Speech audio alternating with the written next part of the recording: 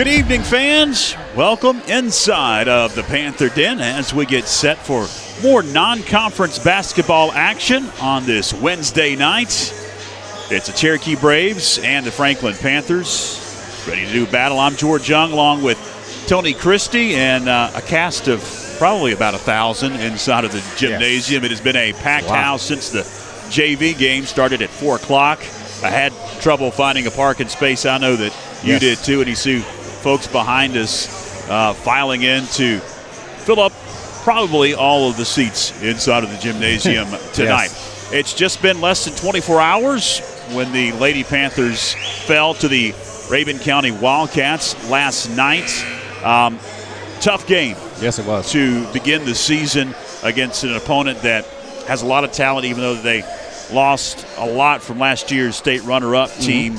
Panthers still with a lot of question marks. Correct. And Tori Inslee just could not get in rhythm last night. Yes, it was. They did a very good scout last night, and that's what the main thing that within that game, that the game within the game, they were doubling Tori, getting the ball out of her hands, and she wasn't able to have the game that we know that she's used to having. And tonight they're going to try to get back on track, with just getting back to the fundamentals of establishing how they want to play, and that's going to be the biggest thing. Cherokee Braves come in. We're going to have the starting lineups introduced and the national anthem now. The Panthers host the Braves from Cherokee. If everyone would please rise, if physically able, remove your caps for the playing of the national anthem.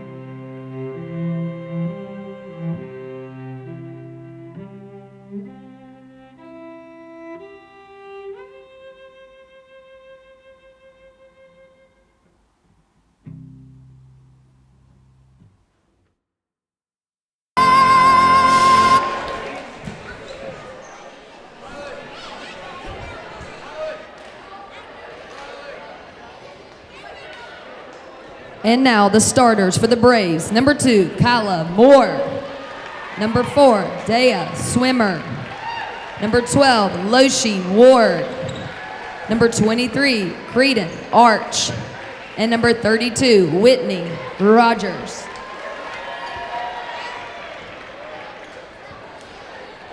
Panthers go lights out in 5, 4, 3, 2, 1.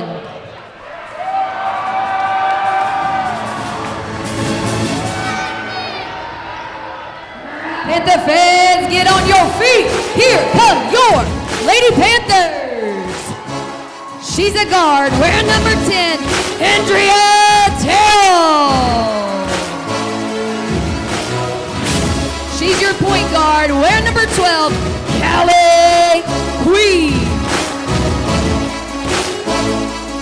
She plays the forward position, wearing number 24, Avery Moffitt.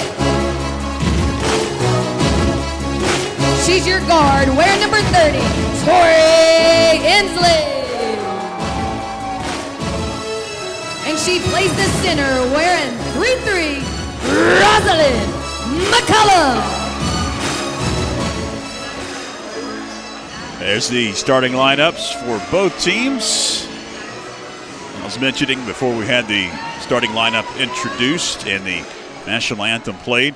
Cherokee Braves have played one game so far here in the 2022-2023 season. Defeated the Highlanders back on November 21st, 49-33 to pick up a Smoky Mountain Conference victory. Monday before Thanksgiving. We're set and ready to go here at the Panther Den tonight. It's going to be Rosalind McCollum that will jump center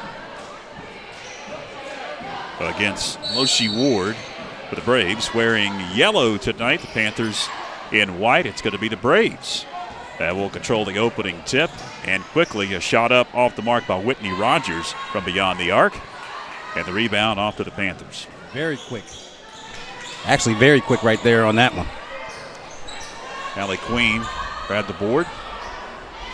Inslee swings it over to Callie.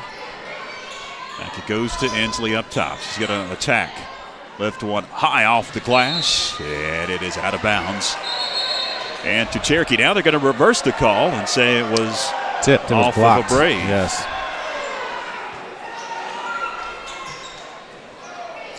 So Franklin resets underneath their own basket. Got to get it in bounds, and there's the 5-second call. A turnover. Queen could not pull the trigger and get it in bounds. Well, the Braves will bring it up court. Arch with it. High up top, she'll swing it. Now a 3-ball off the mark. Rogers has attempted a couple of threes so far and has not been able to connect. And the Lady Braves start off man-to-man, an aggressive man-to-man. Corner, just inside the arc. Andrea Terrell with the bucket. She was quiet last night. Yes, she was. If she can get going, bodes well for the Panthers. Underneath, wild shot, no. Offensive board, and the stick back by Loshi Ward wouldn't fall. The Panthers come down with it. It's Callie Queen into the front court. Inslee attacks, gets double teamed, lost control of it. And the Braves going to bring it down. Outlet pass. It's Swimmer. Would not fall. Knocked around, kicked around, and it is off of Lady Brave. Whitney Rogers last to touch it. Even though the score is 2-0 right now, the pace that Cherokee wants to play at is breakneck. They want to get a lot. They want to get a lot of shots up.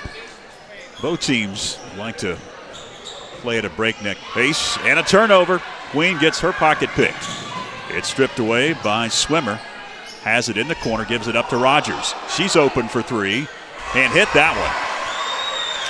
The third one's a charm right there. Whitney Rogers gives the Lady Braves a 3-2 advantage. In the paint, bouncing it out. Inslee to McCollum. Her shot from three, top of the key, wouldn't fall, and it's out of bounds to the Lady Braves. We've got a whistle and a timeout, early timeout for Coach Scott Hardbarger with 5:48 left in the opening quarter. He didn't like something out there and took a quick timeout. No, it was probably the coming right out of the gate.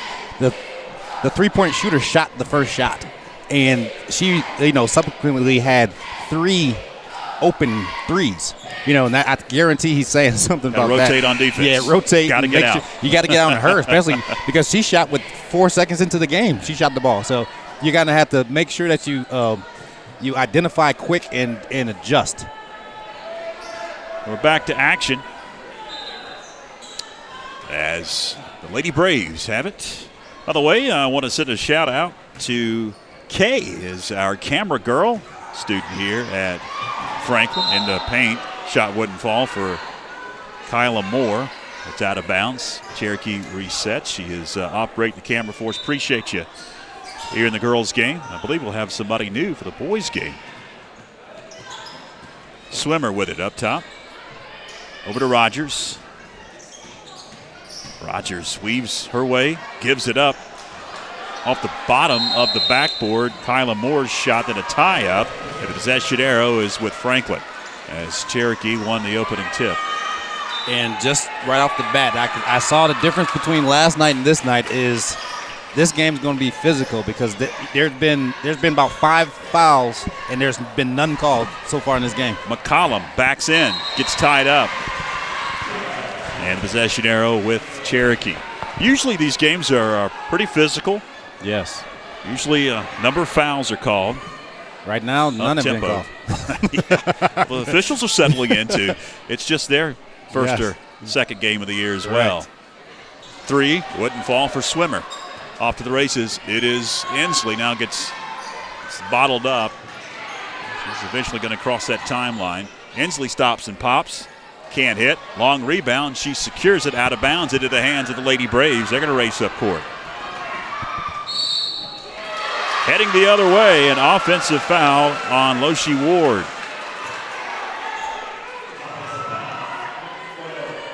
First foul called in the ball game.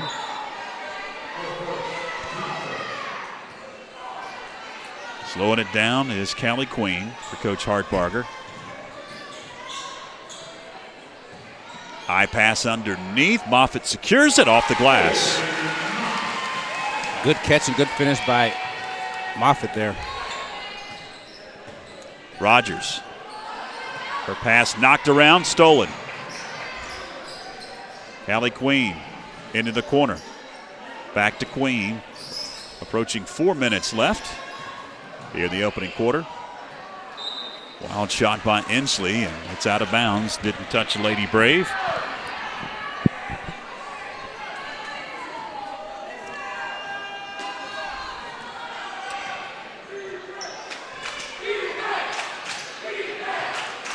Rogers thought about it, gives it up. Shot partially blocked, and a tie up on the rebound. And the possession arrow is with Franklin. Even though our scoreboard says Cherokee, they didn't change it on the big scoreboard. They changed it on the. There it is. I should go back to Cherokee now, right? Yeah. They didn't change it right on the big scoreboard. They did on the table scoreboard arrow. There's 2 different buttons you have to push, and I don't think Ed Ruiz is there tonight. He's our guy. He keeps it straight down there. And you have to click a bunch of buttons. I understand. We have a bunch of buttons here to push. Yes. Whitney Rogers off the glass. That'll give the Lady Braves a 1-point edge at 5-4. Queen lost control of it, and it's another turnover. Panthers not handling the pressure early on. Whitney Rogers, her shot from beyond the arc wouldn't fall. And another turnover. Back-to-back possessions that the Lady Panthers have turned the ball over. Yeah, and this is one of those things that you try to guard against playing back-to-back games. Usually what happens is you're going to roll with what you've been doing, going into no time for practice. Yes, no time for practice. That's why coaches like to have good practices before games, things like that.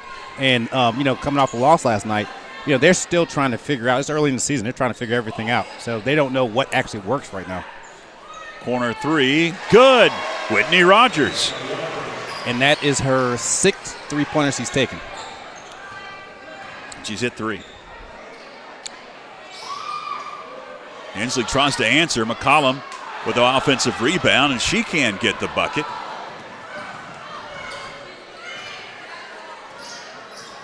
Rogers pass knocked away. It's Inslee.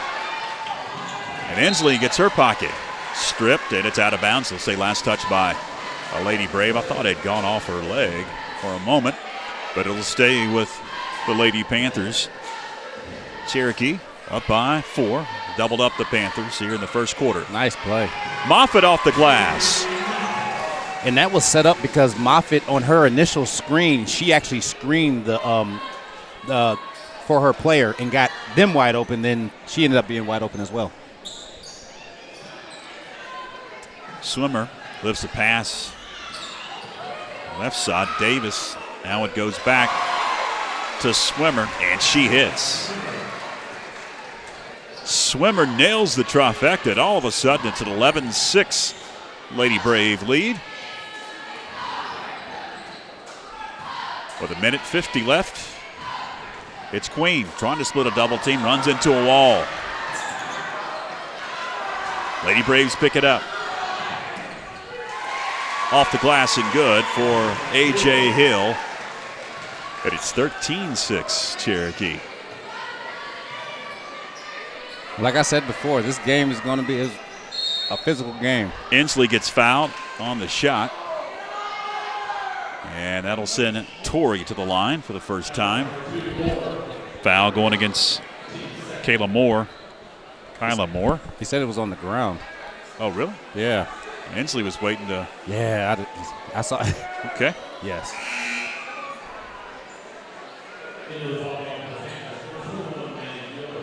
Maddie Gilbert going to check in, along with McCall Sanders for Coach Hartbarger. McCollum with it. Knocked away. Wow. Traveling is Swimmer. So, technically, I'm going to throw this out there because I know it. Technically, that wasn't a travel because she didn't have control of the ball. You have to have control of the ball to travel. So, unless they'll say that she carried it. Yes. She could have carried it. Could have carried, yes. Different than traveling. But yes. Gilbert up top. Her pass is heading out of bounds. That'll be another turnover for the Lady Panthers. 63 seconds left in the first. Lady Braves with the lead and the basketball. Underneath, pass knocked away from Wiggins. Gilbert, check that. Queen tiptoes the sideline.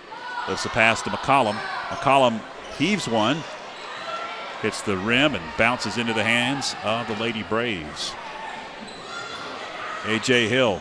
Nice pass. Wiggins with it. The bounce pass from Hill. Now a tie-up. Possession arrow will be with Cherokee.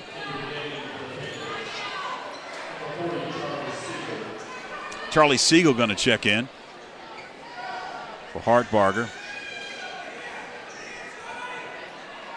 Swimmer. 3 off the mark. Rebound Queen.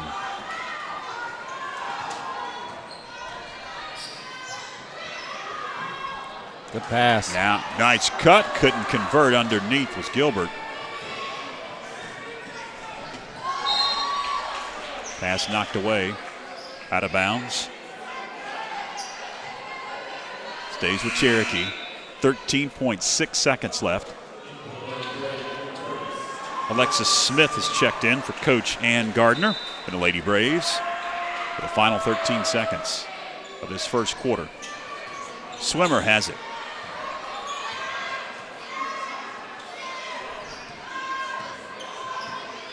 Swimmer with 3. Intercepted. That'll do it. McCall Sanders intercepts the pass as time expires. 1 quarter in the books, and Cherokee holds a 13-6 advantage as we head to break. Stay with us.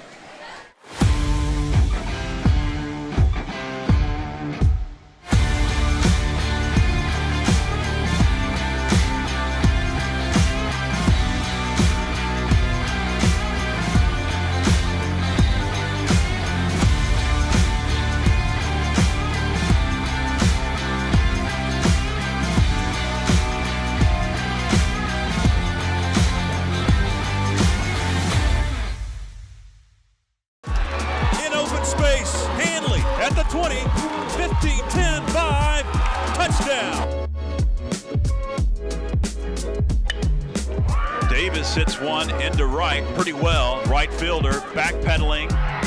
It's out of here.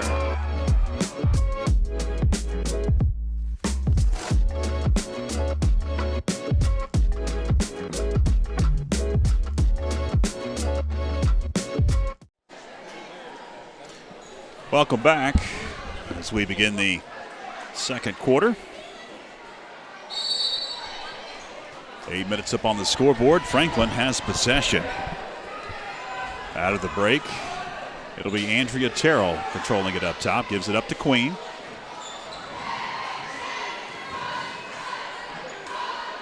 Ensley for three. That one wouldn't fall. Offensive board. Andrea Terrell lost it. Picked up by Moffitt. And we've got a whistle. No, it's going to be a jump ball. I was expecting a foul call. It was a quick jump ball that time. I think that's why I was expecting a foul. Yes. The rest of them haven't been that quick, so.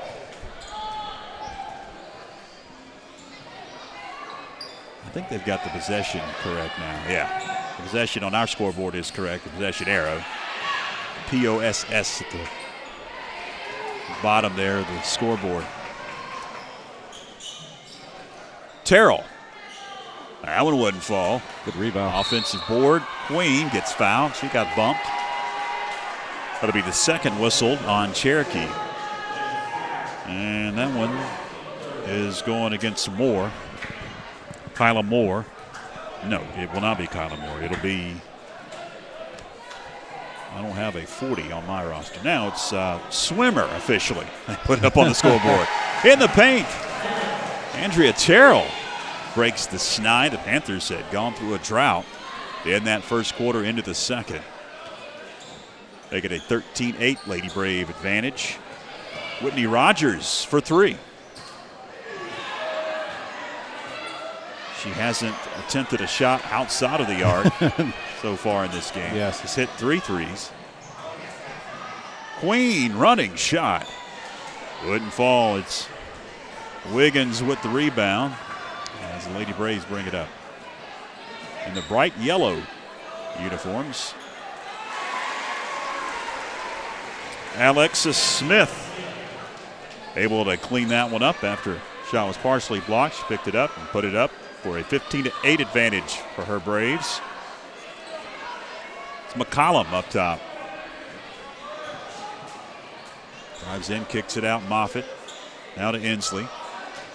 We approach 6 minutes left in this first half. Glad you're with us on YouTube and Facebook. Franklin Panther Sports Network. McCollum couldn't hit from beyond the arc. I'm George Young alongside Tony Christie. And a turnover. Queen, he had it knocked away briefly.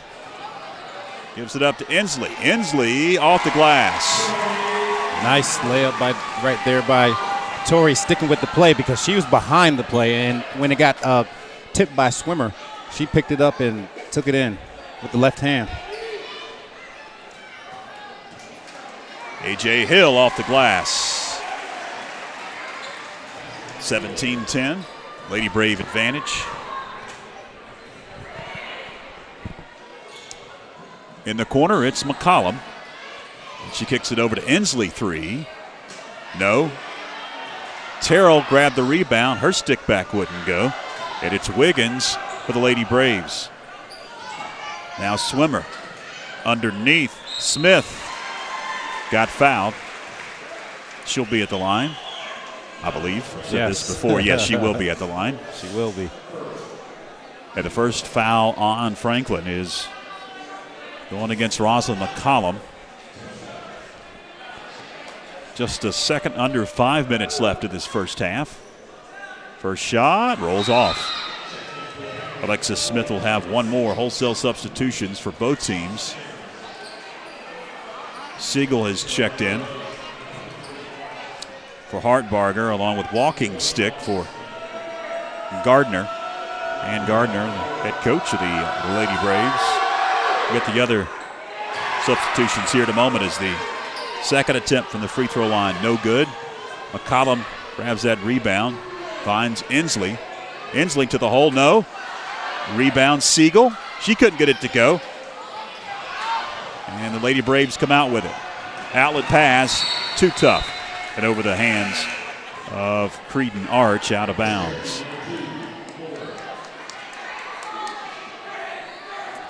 I'm not sure if did Cherokee have a game yesterday. Not sure because it looks like right now the Lady Panthers they're a little bit slower to the ball, to these balls and things like that. Just a step slow. Off the glass and good for Rogers. Her first non-3 ball that went in the hole. No, it says here if Max Preps is correct, they played on the 21st. Oh, okay. Over a week ago. So they were ready. Against Highlands. Now, Max Preps has been known to be wrong before. Yes. But I'm going to say that they didn't play yesterday like the Lady Panthers did against Raven County. 4:12 left in the second. Franklin has possession. Queen up top, tries to drive in, gives it up. It's McCollum. She got fouled. And she'll get 2 shots at the free throw line. And that's what needs to be happening a little bit more. The Lady Panthers need to be going to the hole. Go to the hole, get paint touches first before you shoot threes. Collapse the defense, easier 3-point shots. First shot up and good by Rosalind McCollum. She'll get 1 more.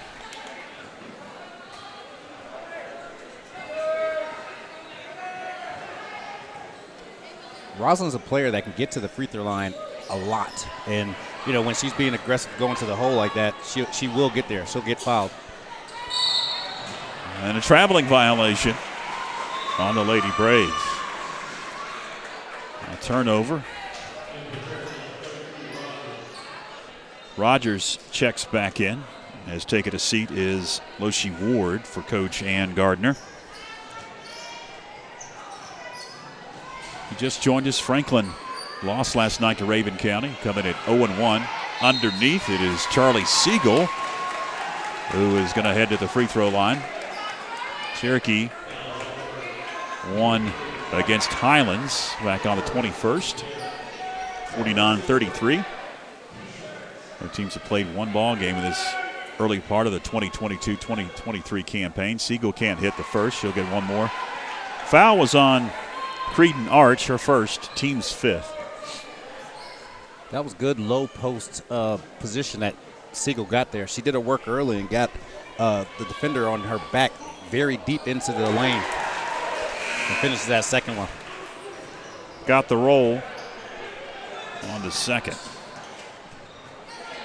Walking stick with it into the corner. It goes to Arch. Back up top to walking stick. 3:35 left. Now open for 3. Arch couldn't get it to go. Saved out of bounds into the hands of Andrea Terrell. Terrell pass knocked away. A.J. Hill into the front court. And a blocking foul whistled on the Lady Panthers. Rosalind McCollum going to pick up her second. And the team's second. A.J. Hill will be at the line. A senior for Coach Ann Gardner. The Lady Braves played a lot of basketball. Yes. As A.J. for shot, no. Maddie Gilbert checks in for Andrea Terrell. And McCollum takes a seat as checking in is Moffitt. Got the second to go. 8-point advantage for the Lady Braves. Paul Sanders gives it up to Queen. Tough man-to-man defense. Yes. Cherokee is like a glove defensively. And it has bothered the Panthers. Yes, it really has. That one hit the head of Siegel. Stunned her for a moment. Turnover. Foul coming up. Kayla Moore will be at the line. Queen picks up her first, 3rd on Franklin. The sophomore, Kyla Moore, for 2 shots.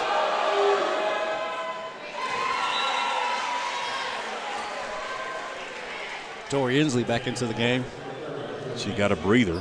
Yes. But Hart Barger knows she's got to be out there. Yes. I thought she hit that first shot. They didn't put it up on the scoreboard. We'll work that out. There it is. Callie Queen swings it over to Inslee. Now underneath. Pass. Gilbert open, but could not secure it, and out of bounds. It's a turnover.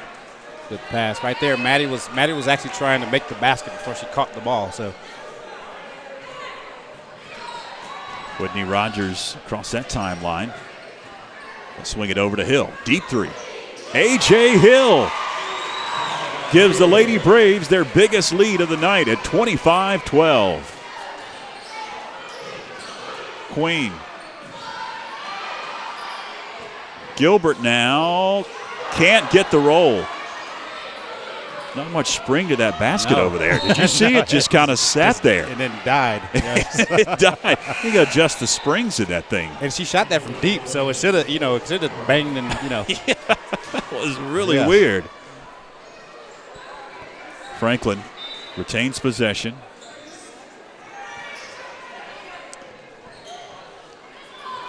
Charlie Siegel had it briefly, now into the hands of Queen with 2:15 left here in the first half of action. Inslee's shot from beyond the arc will not fall, and she could not get it going from three-point land. No.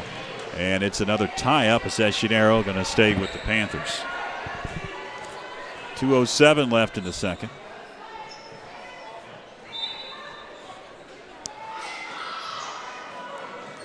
Siegel bailed out with a foul. Yes.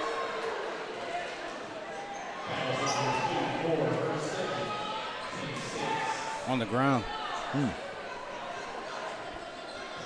Kyla Moore picks up her second foul. It's the sixth on the Lady Braves. Mia Wiggins checks in as the ball is knocked away. Stays with the Panthers.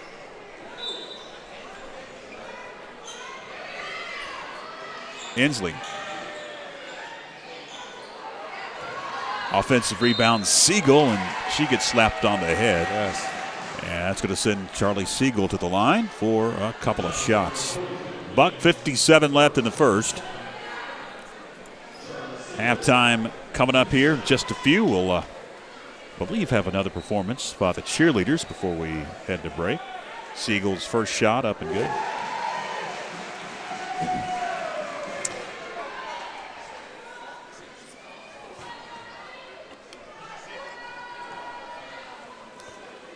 Siegel gets one more. On the board by Wiggins. Rogers jumps, shot up and good. Rogers extends that Lady Brave lead to 27-13. It's their biggest so far.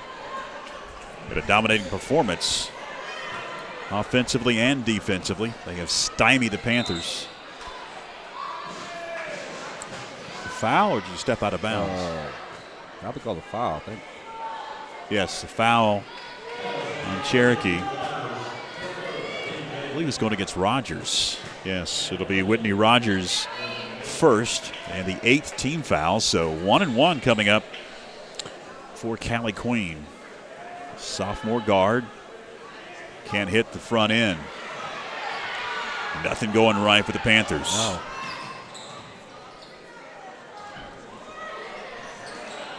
Deep three wouldn't go. Inslee with a rebound.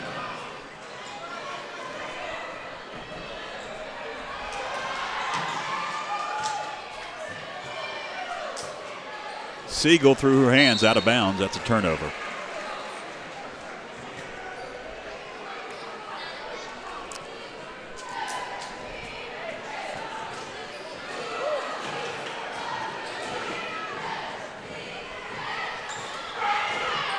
Arts swings a pass to Hill underneath, fighting for it. Maddie Gilbert had slapped it away. It's off of Gilbert. It'll stay with the Lady Braves. Bree Carver is checked in for Hartbarger.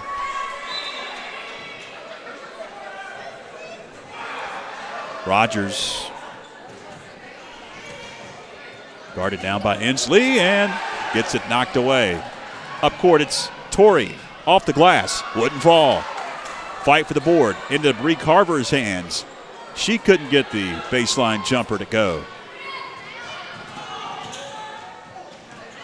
Swimmer races down court. Her pass intercepted. 30 seconds left.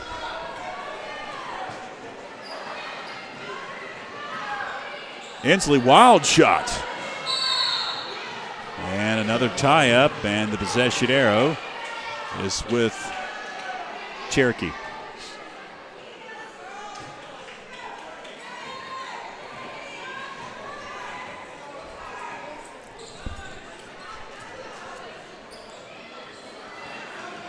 Issues.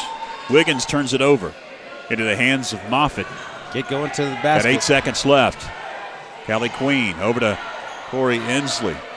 Inslee heaves. That'll do it. Halftime here at the Panther Den. 27-13. Lady Braves on top in a dominating first half. Really the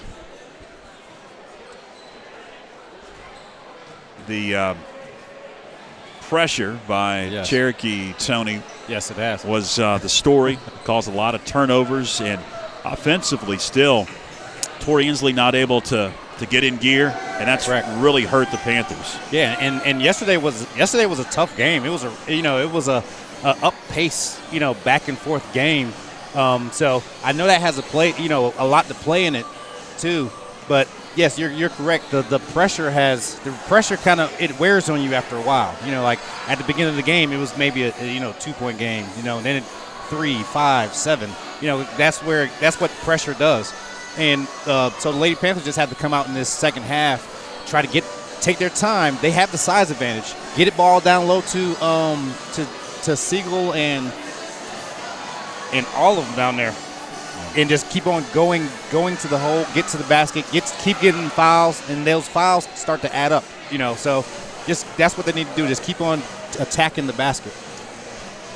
All right, I guess the cheerleaders are not going to perform, so we will go ahead and take a break. Got to chat with head coach of the boys varsity, Doug Clemens, here in just a few moments. Stay with us. The FHS Athlete of the Month is sponsored by the First Citizens Bank and Corbin Dental. The November Athlete of the Month is Noel Rivera, men's soccer.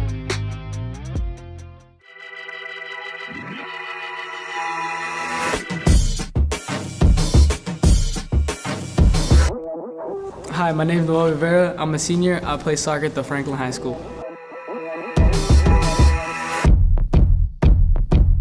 My earliest memory of the game is watching Germany versus Argentina in the World Cup final. Ever since then, my love for the game has grown.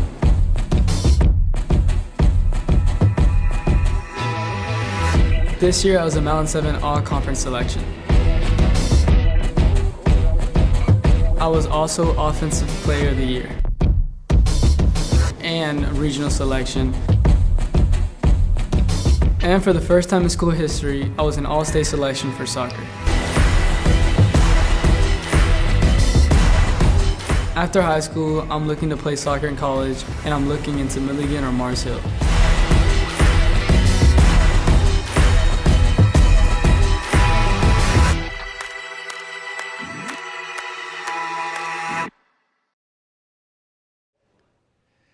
Hey fans, welcome back. George Young now joined by the head coach of the boys varsity. Good win last night. It's always great to get that first one. Doesn't matter if it's the first game of the year or the second, third, or fourth game of the year. It's good to get off on a good start, and you did last night against Rabun County. Pretty good Rabun County team.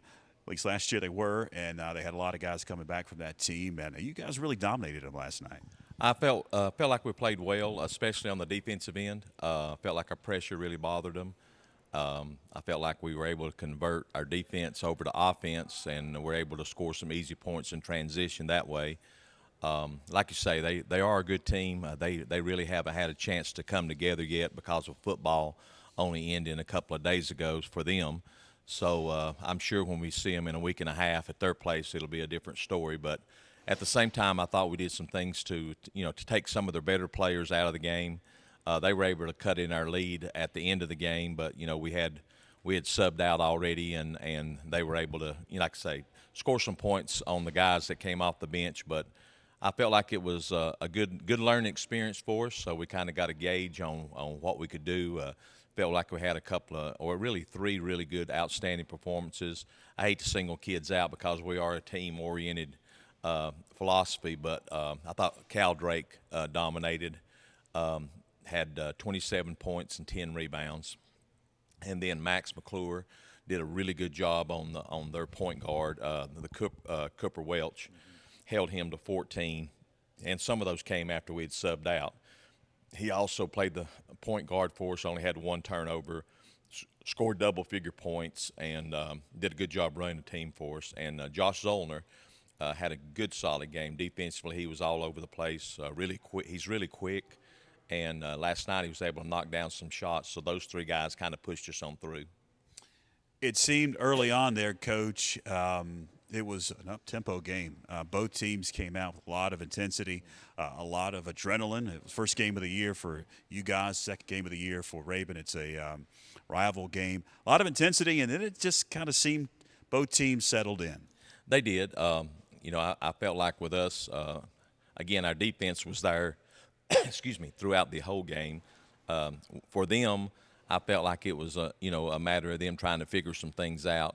I thought Cal's play on the inside kind of negated their big guy. They had a kid that was almost as big as Cal was, and actually, counting weight, actually was bigger than Cal.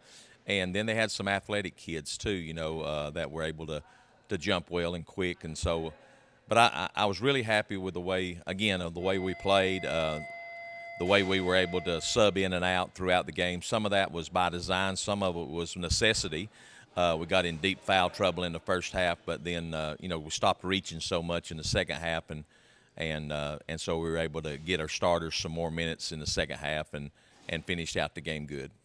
Well, tonight, Coach, it's the Cherokee Braves, a team that you normally play in the season, home and away. Second game of the year. Cherokee always brings an athletic bunch usually. They like to get up and down the floor. What do you know about the Braves? I know against Highlands, I think that's the only game they played so far. They were up-tempo, like you said. They don't have a lot of size, so I think we should be able to use that to our advantage. I expect probably to see some zone against them, whereas last night we saw nothing but man-to-man. But we've worked hard on zone in practice, knowing that other teams were probably going to have to do that against us because of our size advantage. So hopefully, a stretch is that going to be for you guys? Well, I don't know who makes this schedule out, but it's just the way it falls. You have to play people when they can play, especially non-conference games. You just have to fit them in where you can, and we've got a big home stretch after Christmas, so it kind of balances out. If we can work through these away games and win our portion of them, then I feel real comfortable coming back after Christmas. And by that time, this team will have gelled and we'll know what we've got. But it's going to be we're going to have to be road warriors for a little while. And our conference starts a little earlier this year. They moved our play-in dates up, 1 play-in date. And so we've actually got 4 conference games before Christmas. And so we'll know quite a bit. We'll know quite a bit in about 2 or 3 weeks here. Well, Coach, good luck as always tonight. We'll talk to you when you host Pisgah on December 16th. All right, thanks a lot. It's head coach Doug Plemons. Stay with us, fans. More to come. Join Backlot Cinema and the Blue Ridge Bartram Trail Conservancy for Walking with Bartram, a section hike of the Bartram Trail through Georgia and North Carolina.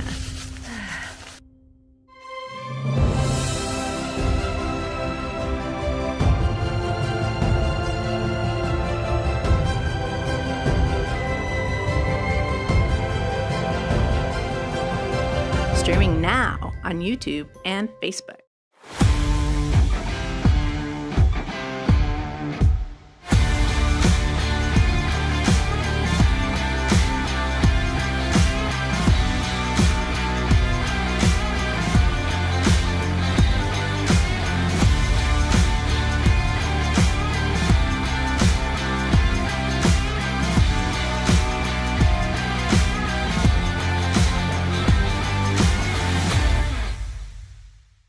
Locally owned and operated, Tipton Pharmacy is Franklin's hometown pharmacy and can fill all your prescriptions. If you need a compound or a regular prescription filled, stop by Tipton Pharmacy or use the convenient drive-thru.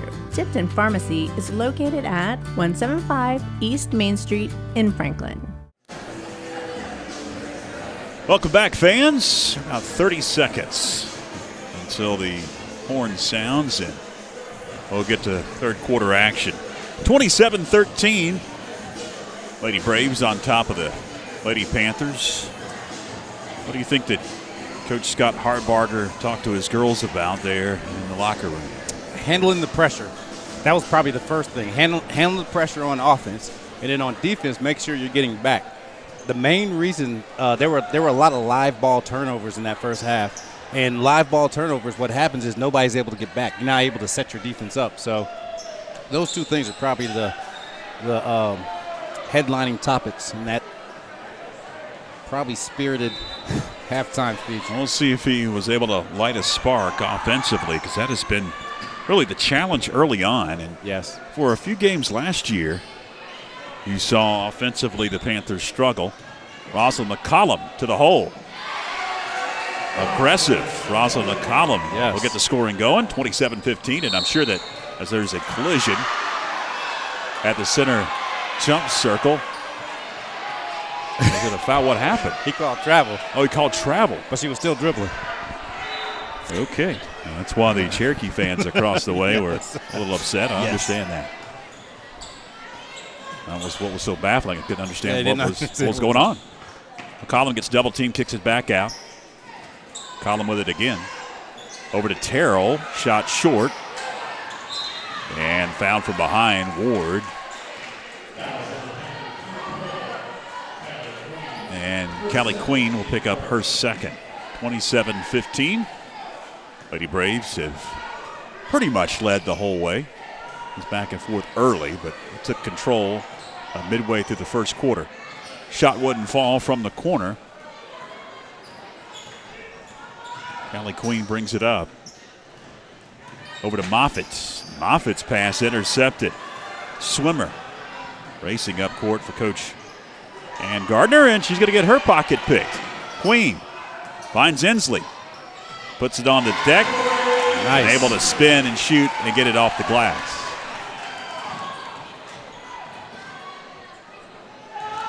Swimmer. Got it. Off balance three. 30-17. 13-point advantage for the Lady Braves. Been double digits since the second quarter. Turnover. Shots coming up for the Lady Braves.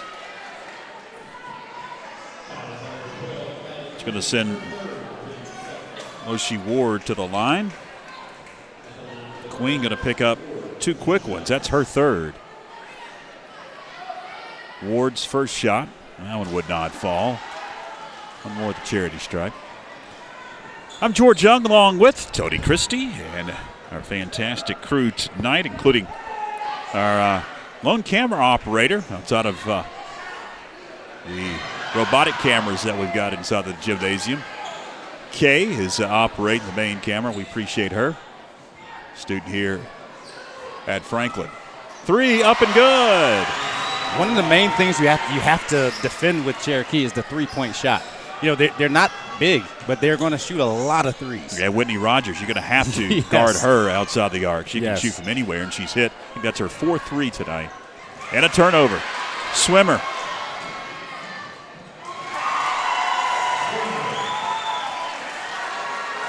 And see if we can get back to that first possession of the half. You know, they went to the hole. Yeah, it was aggressive. You're exactly right. It's going to be a full timeout. Gives me an opportunity to show you the schedule, because if you like basketball and you like what we do here on the Franklin Panther Sports Network, you're going to be starved, because not till December 16th we'll be back on YouTube and Facebook with some Panther basketball, as the Panthers are on the road for 5 straight. Mm-hmm.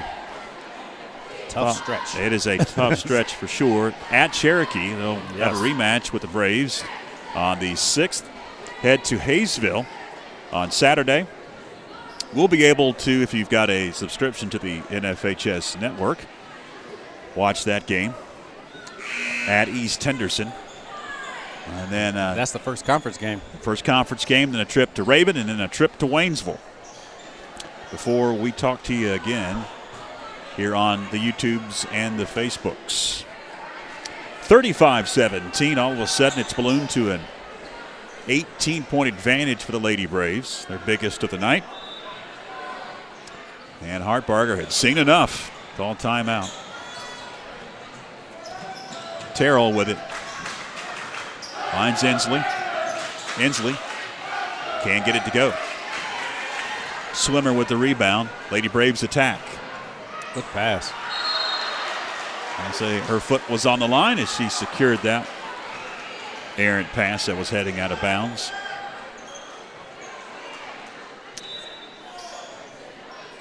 .5:31 left in the third. Just cannot get much offense going. Terrell could not get that one from beyond the arc. Rogers. That was a good adjustment Rogers did right there in midair. Whitney Rogers.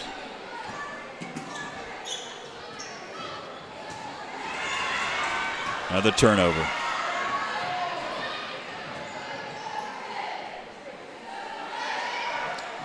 Another three, up and good. You have to defend the three. You have to against Cherokee.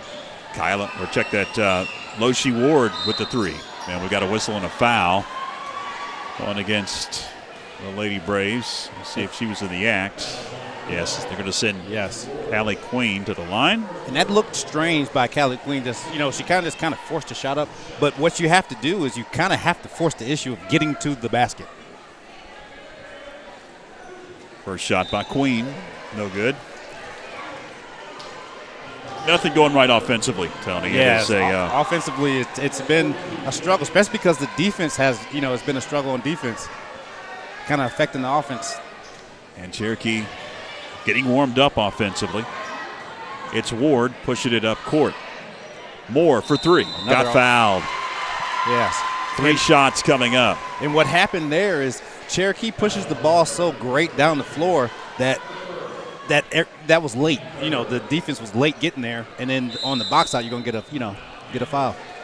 Swimmer will be at the line for 3 shots, but Hartbarger wants to talk it over. Calls his second timeout. This is going to be a 30-second timeout with 4:37 left.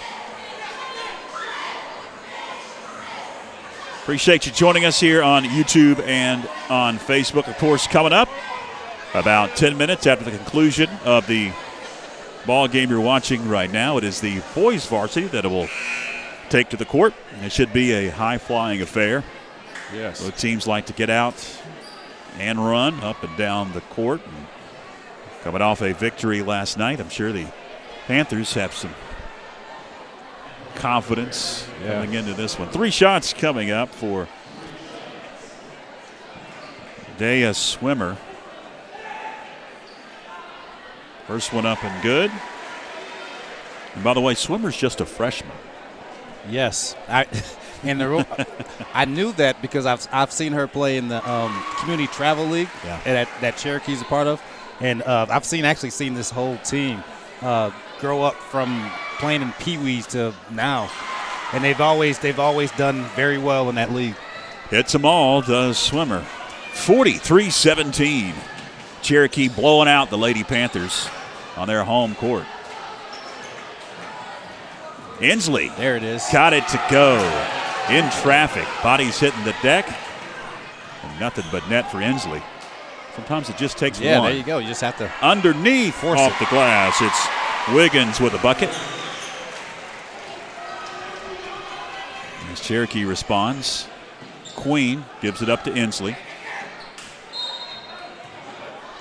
And a foul on Cherokee. A.J. Hill will pick it up. Strange call. making sure it was a foul. He called hand checking, but I don't know what actually happened.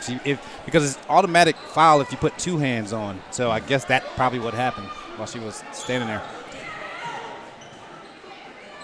McCollum thought about it, put it on the floor, throws it away, and eventually picked up. A.J. Hill, then she almost lost control of it, secures it. Good pass. Underneath, off the glass, it's Swimmer. 47-19.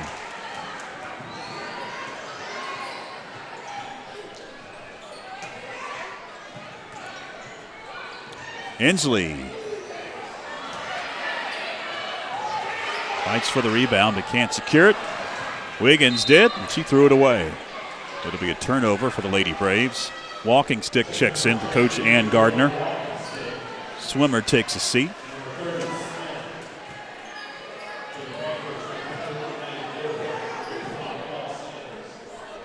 Can't really find any offense, any consistent offense to go to in this game.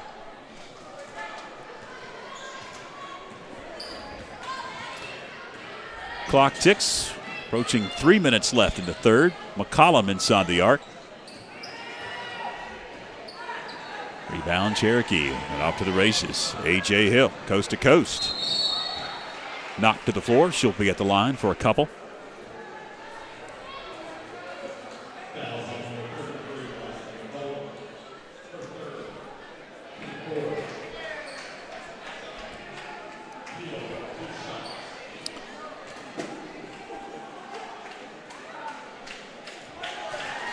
See if the Lady Panthers can try to possibly cut this lead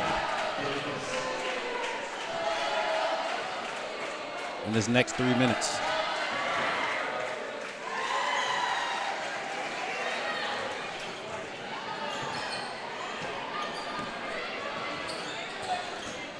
Under 3 minutes left. Third quarter. McCollum, nice move off the glass. And that's what McCollum has to do. She has to do that every play. You know, when she gets the ball, kind of force it to get it going. Because the advantage for the Lady Panthers is the inside play. Walking stick with it, directing traffic. Davis off a ball screen. Got it. Alexis Davis, the sophomore for Coach Gardner. Gets into the scoring column. 51-21, 30-point advantage now for the Cherokee Braves. McCollum outside the arc. He can't get it to go. Rebound, Maddie Gilbert. She couldn't get it to go. Third opportunity, and it's up and good for Avery Moffitt. That was a good rebound and putback by Moffitt. She's had two of those today. Three off the mark for A.J. Hill. Fight for the rebound, and it's a jump ball. Possession arrow going to stay with Cherokee. 2 minutes exactly left here in the third quarter. Is Hartbarger going to check in a couple of new girls? It is Siegel along with Bree Carver has checked into the game. Davis kicks it up to Arch. Back it goes to Davis. Three. No good. And another offensive rebound for the Lady Braves at a foul coming up on the Panthers. As Walking Stick will be at the line for a couple. It's going to be Carver that picks up the foul. That'll be her first, team's fifth.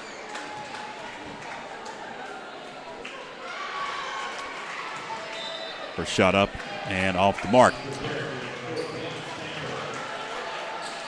Coach Gardner going to check in a couple of her bench players. Elise Stamper has made her way into the ball game. Walking Stick will hit her second. $1:50 left third quarter. Nice move. Queen couldn't get it to go. Gilbert grabbed the rebound. She gets knocked to the floor. And two shots coming up for Maddie Gilbert. Minute 42, third quarter. Gilbert at the charity stripe. George Young, Tony Christie as we approach 7:30. Clinton Taylor, executive producer, and our first game camera operator Kay on the sitter camera. Appreciate Kay helping out with us tonight. Violation. Short staff. It should be a violation. Yep. The lane violation on Cherokee. So Gilbert will have one more opportunity.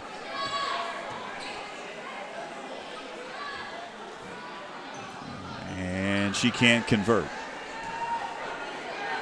Alexis Smith with a rebound.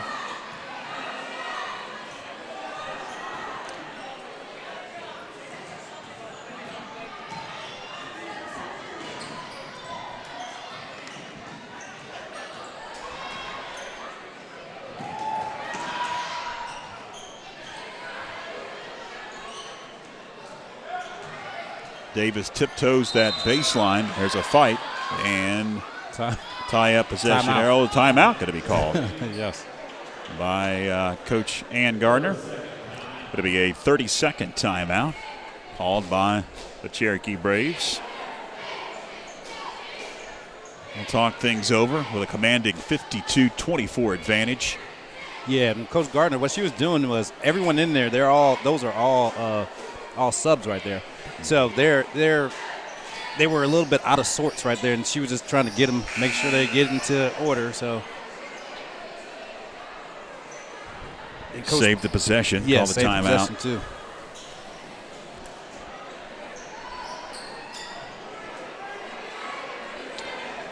Well, it's going to be Lossie that will trigger. She gets it back and attempts just inside the arc. No, offensive board. Back out it goes to Lossie.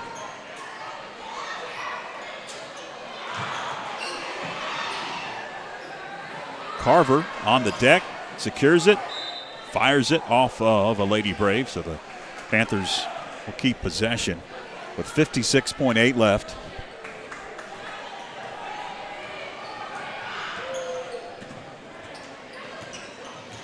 Queen on the dribble. Over to Gilbert. Back it goes to Callie Queen. Queen can't get it to go. Carver. On Sanders. McCall shot no, and there to grab the rebound is Walking Stick. She's going to bring it up court. Approaching 20 seconds left in the third. Pass going to be intercepted. Callie Queen intercepts the pass. 14 seconds left. Going to slow it down now. Maybe attempt the last shot.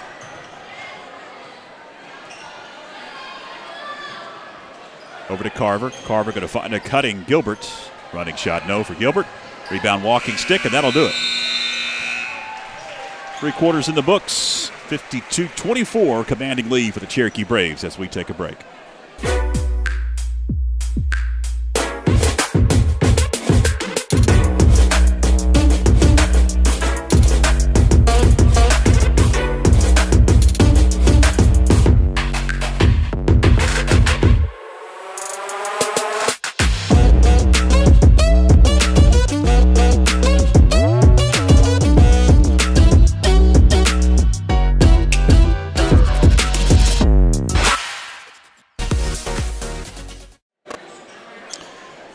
Fourth quarter about to begin. You see the Braves coming back out onto the floor after meeting with their head coach Ann Gardner, seeking their second win of the season after getting a conference win back on the 21st of November over Highlands.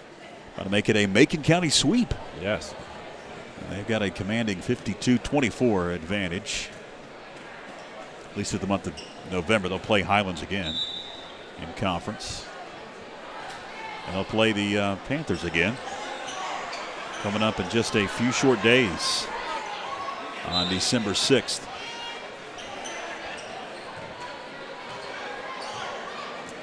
It's Tori Inslee forcing one up. That one wouldn't fall. She got the turnover and then got tripped. Yes. That'll be a foul on the Lady Braves. A.J. Hill will pick up the foul.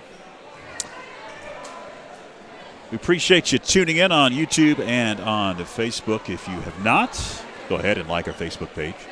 Have great live programming, of course. We have some feature posts that we put up from time to time, some informational graphics. You'll be in the know if you like our Facebook page. Subscribe to our YouTube channel as well. You'll get notifications when we go live. If you have the bell turned on. To the hole, wouldn't fall underneath. Gilbert grabbed the rebound, and Tori Inslee has it. Also get notifications too, and some information on our YouTube page, because you can post graphics and also text posts. The only way that you can see those is if you subscribe to our channel. So if you haven't already, go ahead and subscribe to our YouTube. Getting sloppy now. Very sloppy with bench players in for Cherokee. And I think some fatigue is setting in for the Lady Panthers as well. Sitting at 24 points, scored in the 30s against Raven. I think it was 33 was the max in that one last night. Though offensively, the Panthers early on in the season, Tony, are struggling. Yes, they are. Yes, they are. Struggling to find a combination to put up some points, and a little bit on defense with the protecting the three-point line. Swimmer to the hole. Gilbert grabs the rebound. You see also in our post on both of our social media outlets, YouTube and Facebook, we have a link for our PayPal account. If you'd like to support our broadcast, is McCollum able to get the bucket? Yes. And can't do it through the sponsorship of the corporate level, business level. And you want to do something personally, you can click on the PayPal link as the three ball goes in for Swimmer, 55-26. Any amount is very much appreciated so we can continue to provide you these broadcasts for free. It's Andrea Terrell with the bucket. Yes, second straight runner. 55-28. Swimmer gives it up. Out it goes to Davis. She's open. Foot on the line. In and out. And the rebound secured by the Braves again. And a running shot. Baseline is up and good. That'll be A.J. Hill credited with that bucket. 57-28. Three up and good.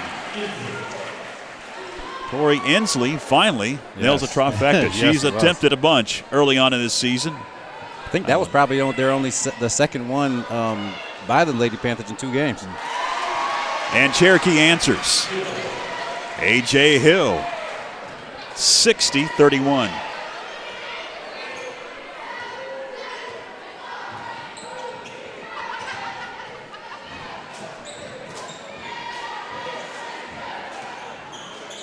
It's McCollum.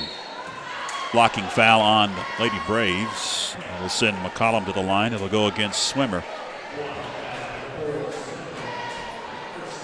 Second on Swimmer, and it's the 5th on the Lady Braves. Panthers travel to Hayesville on Saturday. And the Lady Braves will travel to Kernersville, North Carolina. As McCollum will hit the first to take on Bishop McGuinness. Bishop McGuinness. That'll be happening this Friday. A road trip for the Lady Braves. I'm about to say, that's a hefty one right there. 4 hours? Yes. Or so. Got some wholesale substitutions now coming in for Hardbarger. Got Aubrey Haley into the ball game.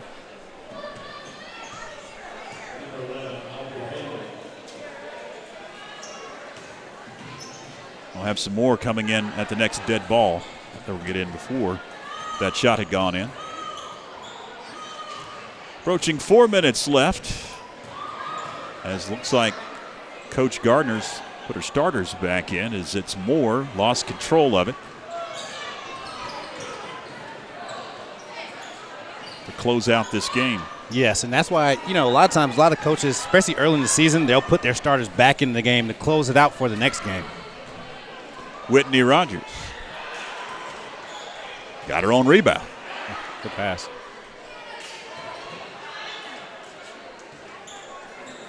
Swimmer kicks it out. It's a 3, up and good on Loshi Ward.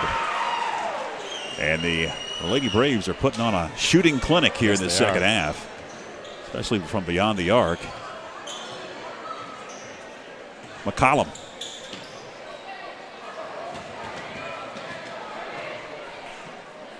Outlet pass secured by Moore, and she'll be at the line.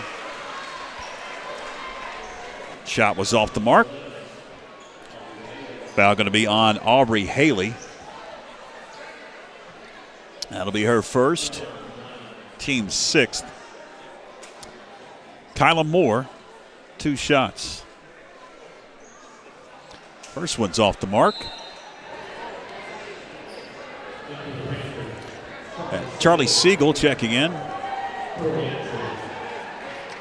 along with Bree Carver back into the game. See if they can finish this one out strong.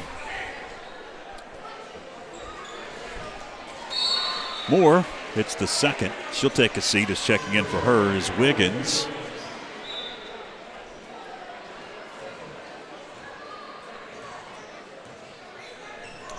Inslee brings it up as we approach 3 minutes left. Drives in, backs it back out. Thought about a 3, kicks it over to Siegel. Siegel going to find Haley underneath. Lost control did Aubrey, and it's picked up by Arch. And the Lady Braves attack. Lassie gives it up. Fight for the board.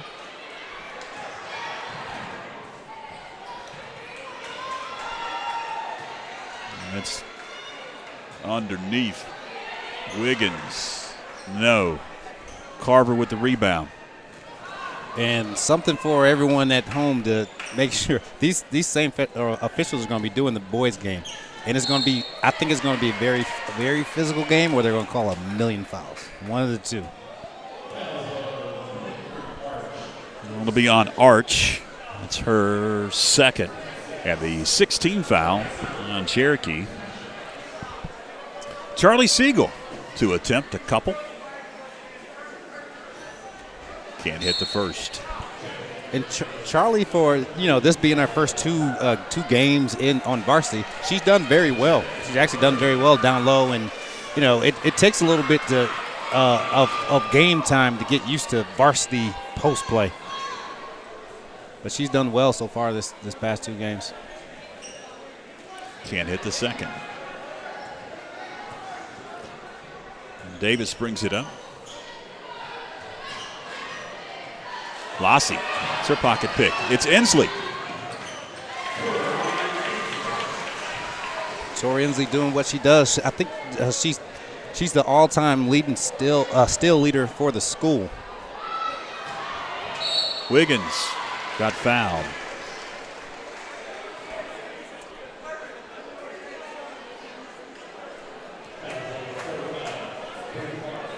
Bree Carver picks up the foul.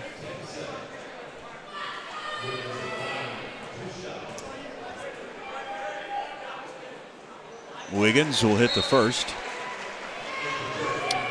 But a reminder, fans, as Tony was talking about, boys action coming up about 10 minutes after the conclusion of the girls. We'll have the boys here. It'll be on this same post on YouTube and Facebook, and we had a lane violation against Cherokee. They'll wave it off.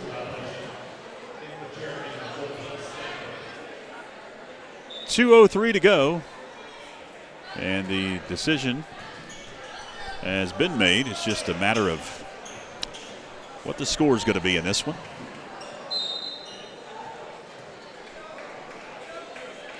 Cassidy Parker is checked into the ball game and chased that ball out of bounds. Also, Avery Williamson is in.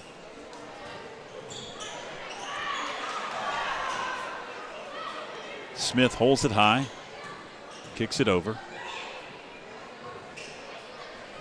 Wiggins to Stamper. Back it goes, Wiggins.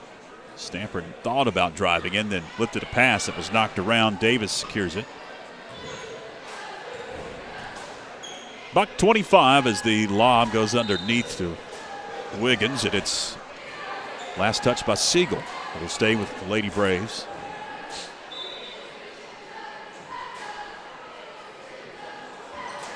High pass up top, A.J. Hill. Been able to hit that one. Couldn't. Got her own rebound. Goes up and one. It's just been that type of night for the Cherokee Lady Braves. Bree Carver picks up the foul. Especially when you're making those right there. It's definitely their night. The one shot for A.J. Hill. Siegel picks up the rebound. Williamson into the front court, kicks it over to Haley. Haley stops and pops. Got it to go.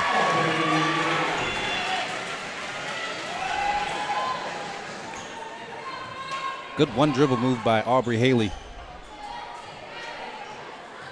Hill steps back, attempts, can't hit. Good rebound by Bree. Rebound by Carver. Siegel off the glass. 40 seconds left.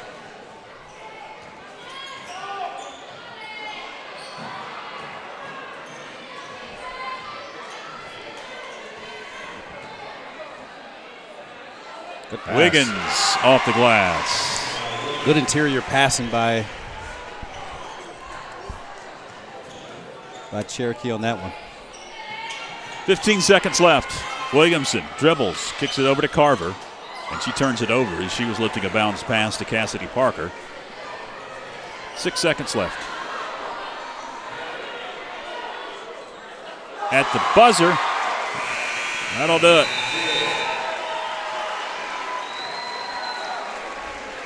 Final in this one, 71-38. Lady Braves with a dominating performance over the Lady Panthers in a night where nothing much went right for Coach Scott Harbarger's Lady Panthers, and almost everything went right for Coach Ann Gardner. Yes. And her Lady Braves. They came out of the gate, Tony, and put the pressure on the Panthers defensively. Correct. A lot of turnovers in that first half. Didn't see as many turnovers there in the second half, right. So clean that up. But the offense has just not been able to get in gear. Yes, and it, you know, just from me being a coach and looking, I see a lot of, you know, everyone's kind of looking around for someone to score. They, you know, like no one knows who's supposed to be doing, you know, what. So, you know, they'll get it together. Roles kind of start coming along, you know, as the season goes. You know, some teams do it faster than others.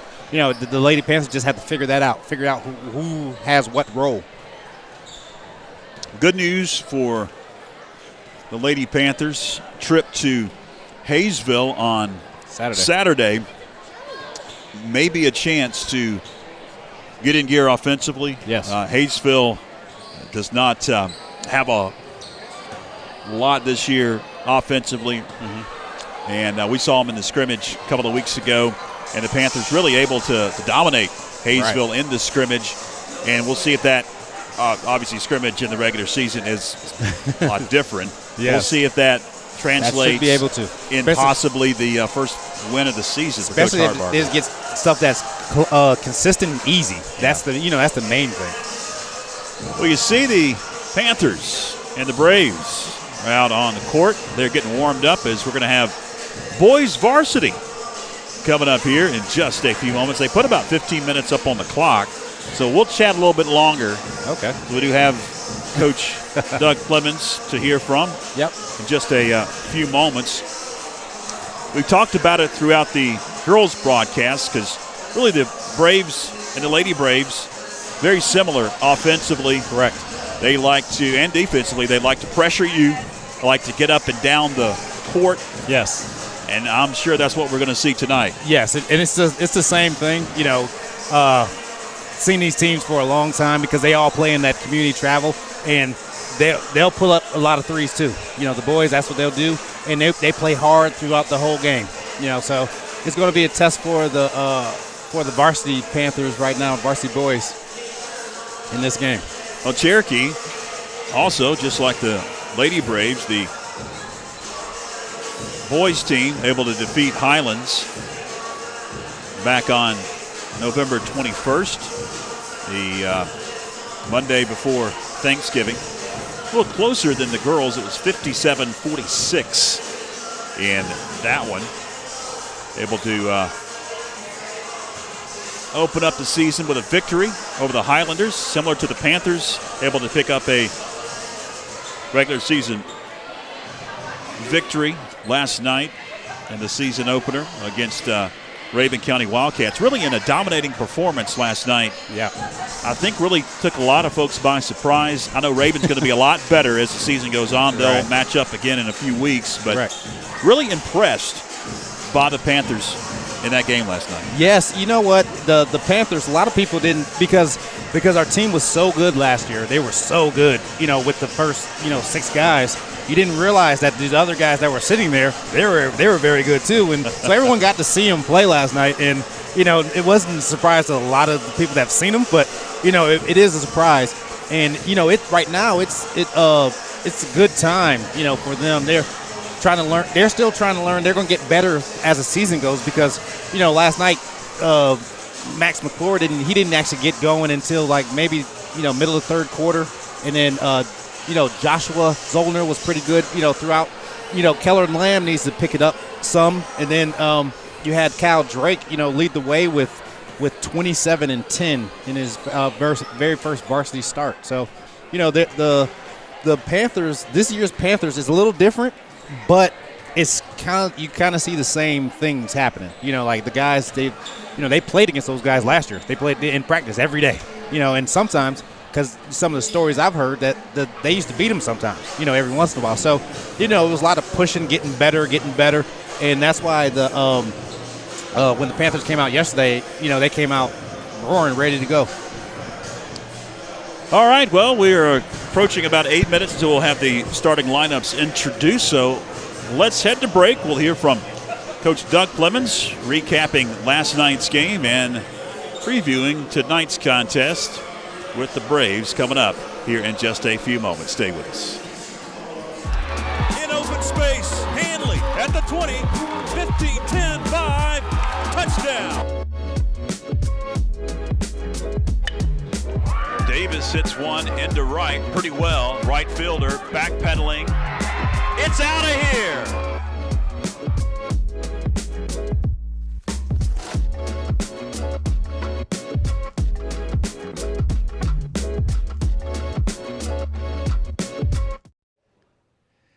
Hey fans, welcome back. George Young now joined by the head coach of the boys varsity. Good win last night. It's always great to get that first one. Doesn't matter if it's the first game of the year or the second, third, or fourth game of the year. It's good to get off on a good start, and you did last night against Raven County. Pretty good Raven County team. At least last year they were, and they had a lot of guys coming back from that team, and you guys really dominated them last night. I felt like we played well, especially on the defensive end. Felt like our pressure really bothered them. I felt like we were able to convert our defense over to offense, and we're able to score some easy points in transition that way. Like you say, they are a good team. They really haven't had a chance to come together yet because of football only ending a couple of days ago for them. So I'm sure when we see them in a week and a half at their place, it'll be a different story. But at the same time, I thought we did some things to take some of their better players out of the game. They were able to cut in our lead at the end of the game, but we had subbed out already, and they were able to, like I say, score some points on the guys that came off the bench. But I felt like it was a good learning experience for us, so we kind of got a gauge on what we could do. Felt like we had a couple of, or really 3 really good, outstanding performances. I hate to single kids out because we are a team-oriented philosophy, but I thought Cal Drake dominated. Had 27 points and 10 rebounds, and then Max McClure did a really good job on their point guard, Cooper Welch, held him to 14, and some of those came after we had subbed out. He also played the point guard for us, only had 1 turnover, scored double-figure points and did a good job running the team for us. And Josh Zollner had a good, solid game. Defensively, he was all over the place, really quick. He's really quick. And last night he was able to knock down some shots. So those three guys kind of pushed us on through. It seemed early on there, Coach, it was an up-tempo game. Both teams came out with a lot of intensity, a lot of adrenaline. It was first game of the year for you guys, second game of the year for Raven. It's a rival game. A lot of intensity, and then it just kind of seemed both teams settled in. They did. I felt like with us, again, our defense was there, throughout the whole game. For them, I felt like it was a matter of them trying to figure some things out.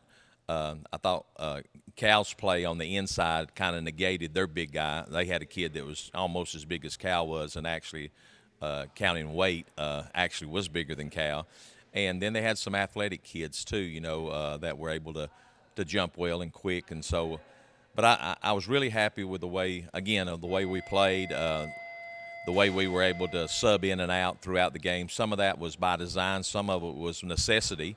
We got in deep foul trouble in the first half, but then we stopped reaching so much in the second half, and so we were able to get our starters some more minutes in the second half and finished out the game good.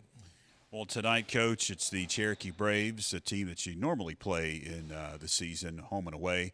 Second game of the year. Cherokee always brings an athletic bunch usually. They like to get up and down the floor. What do you know about the Braves? I know against Highlands, I think that's the only game they played so far. They were up-tempo, like you said. They don't have a lot of size, so I think we should be able to use that to our advantage. I expect probably to see some zone against them, whereas last night we saw nothing but man-to-man. But we've worked hard on zone in practice, knowing that other teams were probably going to have to do that against us because of our size advantage. So hopefully the execution will be there tonight, and we'll be able to attack that zone and get some easy buckets off of that. And then again, like you say, they like to play up tempo. So do we. So it should be a racehorse type of game, a fun game to watch, and hopefully we'll be able to outlast them at the end. 2 games back-to-back, then you go on the road for, I believe it's 6 or 7, Coach. How difficult of a stretch is that going to be for you guys? Well, I don't know who makes this schedule out, but it's just the way it falls. You have to play people when they can play, especially non-conference games. You just have to fit them in where you can, and we've got a big home stretch after Christmas, so it kind of balances out. If we can work through these away games and win our portion of them, then I feel real comfortable coming back after Christmas. And by that time, this team will have gelled and we'll know what we've got. But it's going to be we're going to have to be road warriors for a little while. And our conference starts a little earlier this year. They moved our play-in dates up, 1 play-in date, and so we've actually got 4 conference games before Christmas. And so we'll know quite a bit. We'll know quite a bit in about 2 or 3 weeks here. Well, Coach, good luck as always tonight. We'll talk to you when you host Pisgah on December 16th. All right, thanks a lot. It's head coach Doug Plemons. Stay with us, fans. More to come.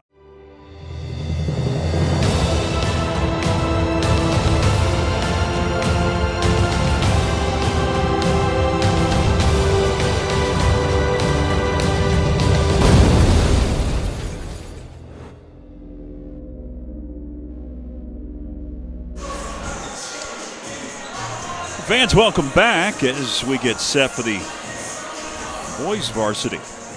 Yes. George Young, Tony Christie, fantastic FPSN crew with you. Back-to-back nights of basketball. The team's still warming up, getting closer and closer to tip off.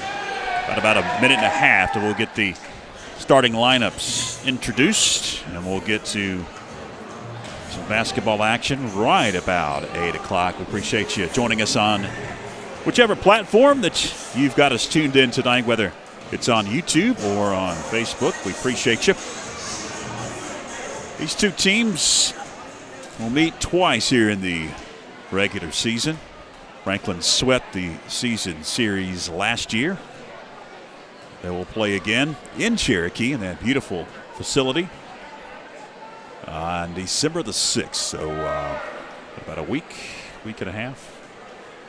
December 6th is less than a week. Next Tuesday, these two teams will meet once again. Looks like we're about to have the starting lineups introduced. We'll hand it over to our public address announcer. The lights will go off here in a moment as well. Panther fans, welcome to tonight's contest versus Cherokee High School in the Panther Den. First, the starting lineup for Cherokee. Number 0, Azen Bell. Number 1, Elijah Lineberry. Number 12, Savion Davis. Number 15, Caden Smith. Number 35, Luke Smith.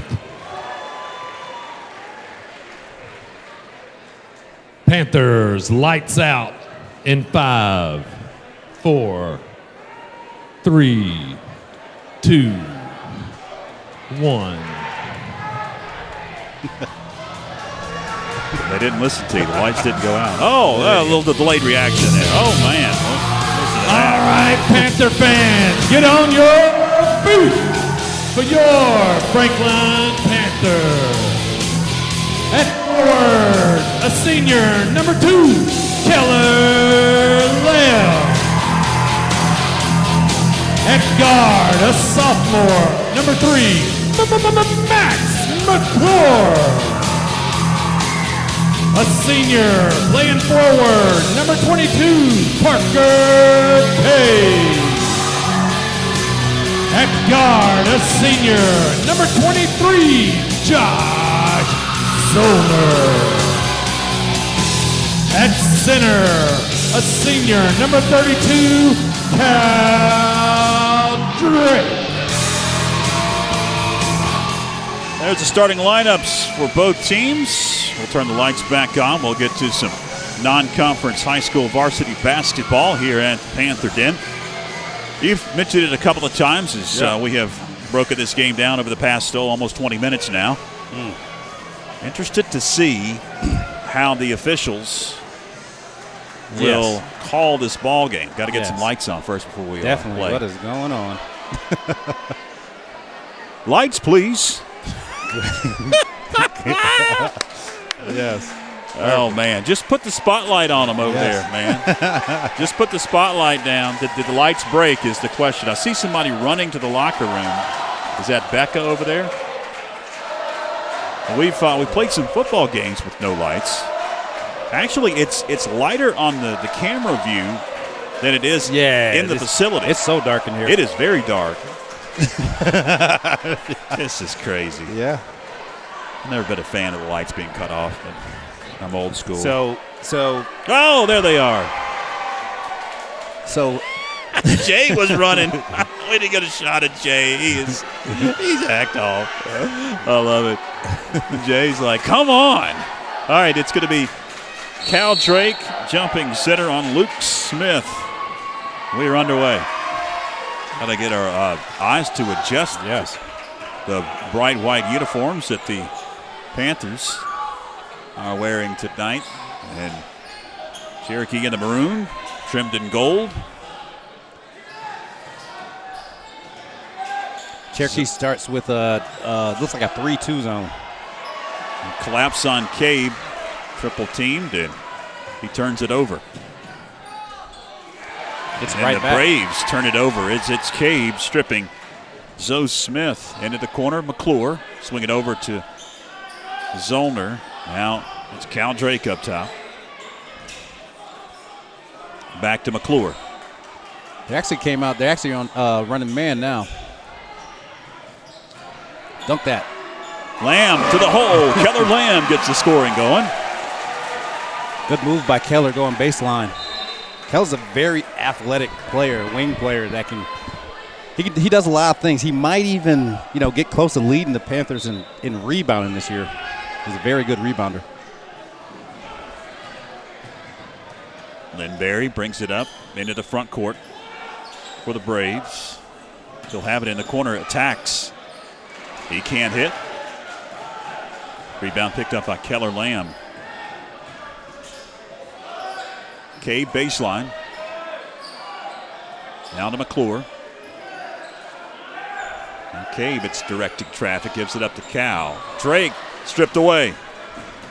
Smith with it. Smith off balance, got his own rebound. And you can see right there the pace they want to go from defense to offense is very fast. So it's going to be a fast game. Savion Davis into the corner goes Zoe Smith, three, no. And the board picked up by Keller Lamb. He's been crashing the boards early on as it's Max McClure into the front court. McClure got it. It's always a good one when you can drop the guy and make the basket is always good. Breaking ankles early on. McClure off the glass.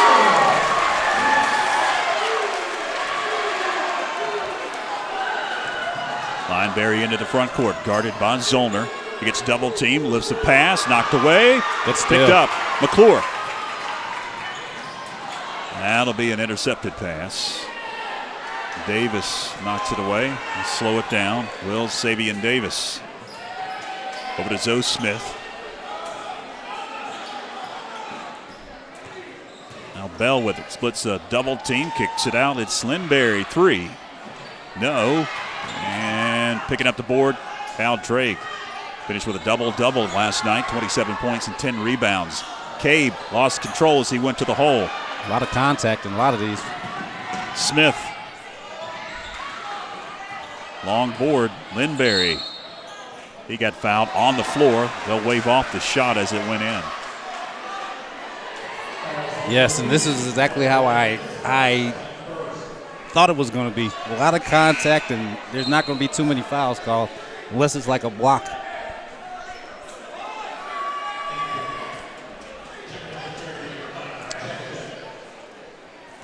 Hazen Bell is checked into the game for the Cherokee Braves and Coach Aaron Hogner. Bell with it. Dishes underneath Davis. Good block. Blocked by Cal Drake. Outlet pass, Zollner. Zollner with a nifty move, spinning. Trying to get some separation, kicks it into the corner. Drake now going to feed underneath. Parker Cabe. Good basketball right there. Get the ball down low to your bigs, and hopefully they can score a layup. Luke Smith knocked away, out of bounds, off of Luke Smith. It'll go to the Panthers. And I'm glad he lost out of bounds because Parker K was about to get a foul. And he's foul prone. Cherokee yet to score. 9-0. Lamb gets it knocked away as he was securing that one.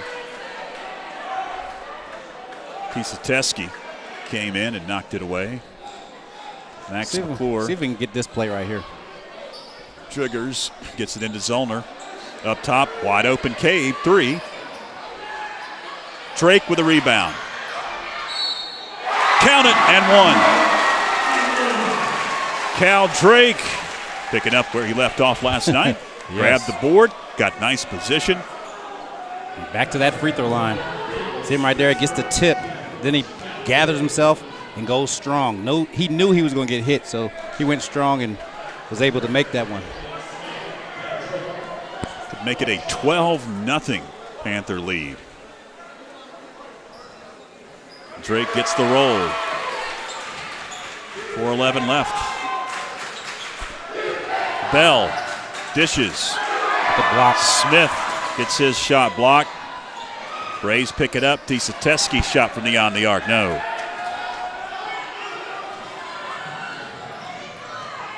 Zollner feeds Cabe. Now it's Drake. Dribble penetration, kicking it out. For McClure, he couldn't hit. Tisateski gives it up to Zoe Smith into the corner. Bell now going to find a cutting Zoe.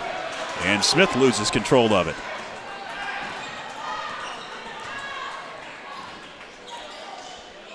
Turnovers for the Braves have been the story in this one, and some hot shooting early on for the Panthers. That's a turnover for Zollner as Tisateski turns him over, and then he turns the ball over. as Jack Tisateski shoots it out of bounds underneath his own basket. 3:12 left first quarter. Glad you're with us. George Young along with Tony Christie. Executive producer Clinton Taylor. On our center camera, we have a new operator, Finley. Want to welcome her. Shot from beyond the arc, no, by Lamb. Up court quickly, Bell underneath. Can't get the roll. Panther defense still pitching a shutout at 12-0. And an intercepted pass. It's Bell. And he'll get the scoring going for Cherokee.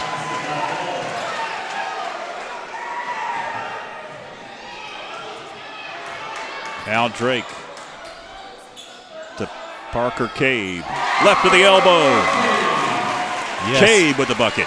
And the Panthers have the size advantage, so that's what's going to be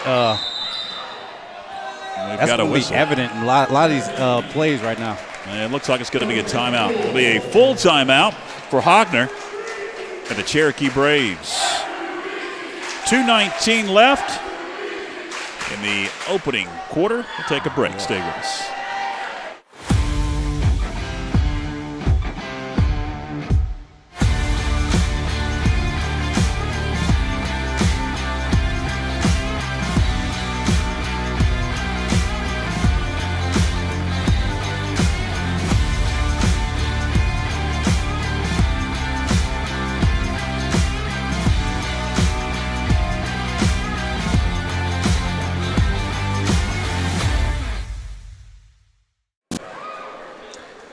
Welcome back, fans. First quarter, 2:19 left. Dominating performance so far for the Panthers at 14-2. And just like we thought, up and down the floor, both teams have been. High-flying offenses for both the Braves and the Panthers, but Cherokee has not been able to connect offensively. For fans, this is a good game to watch. For coach and players, I don't know, because right now there haven't been any fouls called.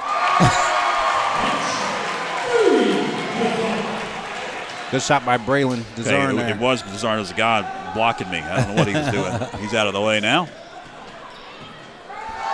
Bell for three. Underneath. Attic Sutton is able to secure that rebound, and he is fighting for position. Gives it up to McClure. Got to get it across that timeline. Just bare. Now it's a 10-second violation. I thought he was going to get it across right before. So a lot of things happened there. There were a lot of double hand checks. When you put two hands on, it's automatic foul. That's the rule, Yeah, but they didn't call that. They decided to call it 10. Davis deep three. Long rebound out of bounds. It'll go to the Panthers with 90 seconds left here in the first. 17-2. Panthers with a commanding lead.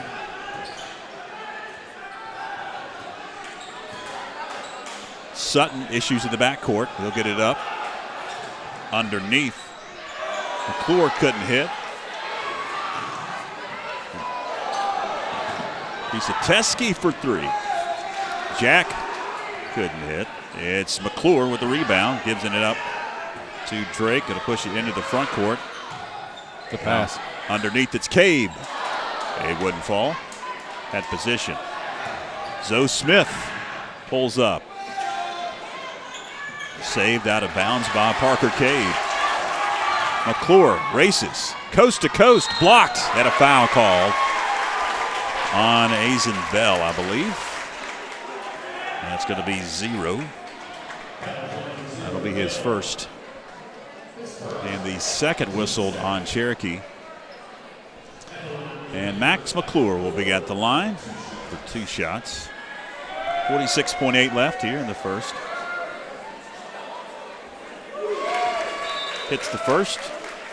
Bunch of subs coming in for Hogner and for Plemons.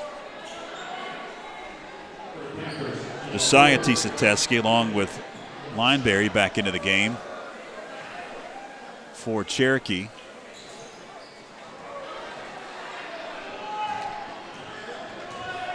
See if the intensity stays up with the substitutions. Desarn along with Braxton Deal in for Coach Plemons. Xavier Davis able to get the bucket underneath after the turnover. 25 seconds to go. Sutton dishes over. It's Desarn. Now gives it up to Max. McClure leans into it. Nice floater by Max. Being patient. Outlet. Zoe Smith. But that should never happen on a made basket where you get a fast break.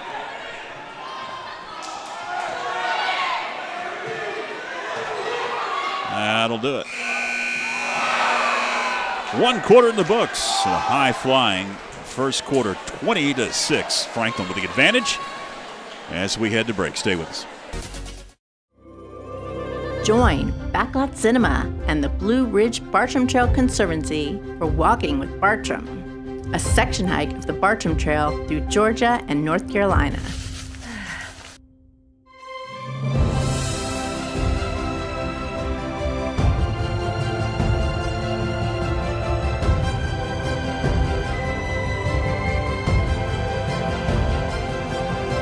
Streaming now on YouTube and Facebook. Second quarter, just about to begin. Cherokee still has not come out onto the sideline. Give you some stats for that first quarter. The Panthers 7 for 12, 58.3%. Cherokee 1 of 15, 6.7%. And everything else is about even. 11 rebounds for Panthers, 7 for Cherokee. 10 of those offensive. Franklin's hit 2 of 5 from beyond the arc. Yes. Cherokee yet to hit a 3. And that's a good sign for the Panthers because you know that's their MO. That's what they want to do, shoot some threes. And Barry gets doubled up and turns it over. Cade with it. Good pass. Finds Braxton Deal underneath. A lot of contact. Whole lot of contact. More contact. There's nothing being Tedeschi, either team. Running shot, Davis. Now a whistle as somebody hits the deck. That was Xavier Davis that hit the deck. And so, is he going to be at the line? Yes, he will. So what happens in games like this when it's not managed at the beginning, when official doesn't manage it, it'll get to the point, especially like now, you were 14, the lead could blow up. If the lead blows up, next thing you know is tempers start going, and if it's physical, that's when you can have problems. And that's where there's a young one out there today. So I know this is probably one of his first ones. Keller Lamb checks in for Coach Flemons as Xavier Davis banks it in from the free throw line. Lamb dishes it up court. It's Sutton. Kicks it over. 3. Up and good. Braden Desarn nails the 3 from the left side. Second three-pointer tonight. He's been a sharpshooter off the bench here in this first half. Off balance. Lineberry, no. And the tip to an open man in Davis, but he had not established himself back in bounds, and it'll be a turnover.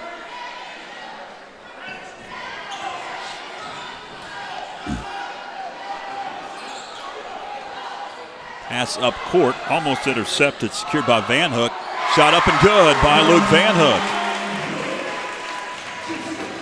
6:45, clock is a ticket here in this second quarter. It's been all Panthers so far. You just joined us, appreciate you tuning in. Whether platform you have selected tonight, YouTube or Facebook. Tedeschi in the paint, no. Offensive board, Jack Tedeschi. And they lost it out of bounds. Luke Smith in for Hogner. Taking a seat. Josiah Tedeschi.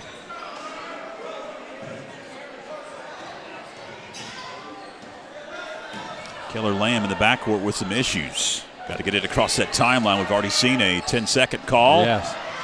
And a pass eventually picked up by Sutton. He gets mugged, no whistle. I'm telling you. That's great. That's why it's going to get ugly here in a little while. I'm telling you. Seen it too many times. Now a whistle, and I guess he placed 2 hands on Desarn, did Elijah Lineberry. That'll be his first? Yes, it will be. And the third on Cherokee. 6:04 to go here in this second quarter.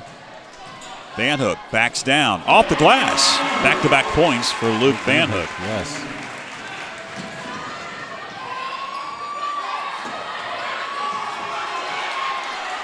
Another turnover. Vizarn pulls up. Can't hit. And right there, you know, Zarn, he's a young player right there. He's made 2 threes. You pull up for 3 right there, even though it's a fast break. One wouldn't fall underneath.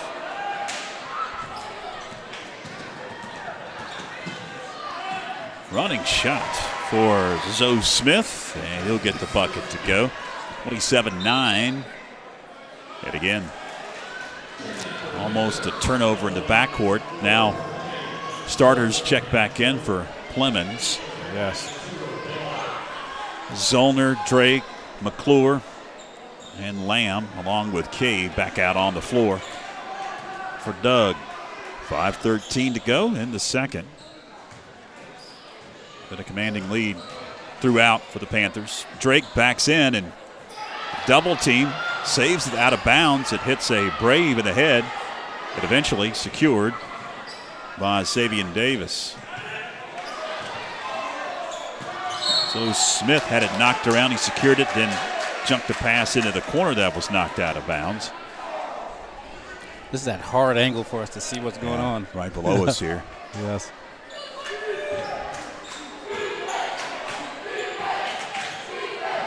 Davis, baseline, no. Rebound, Cave underneath. Nice pass. McClure's shot blocked. Cal Drake there to clean it up. Yes.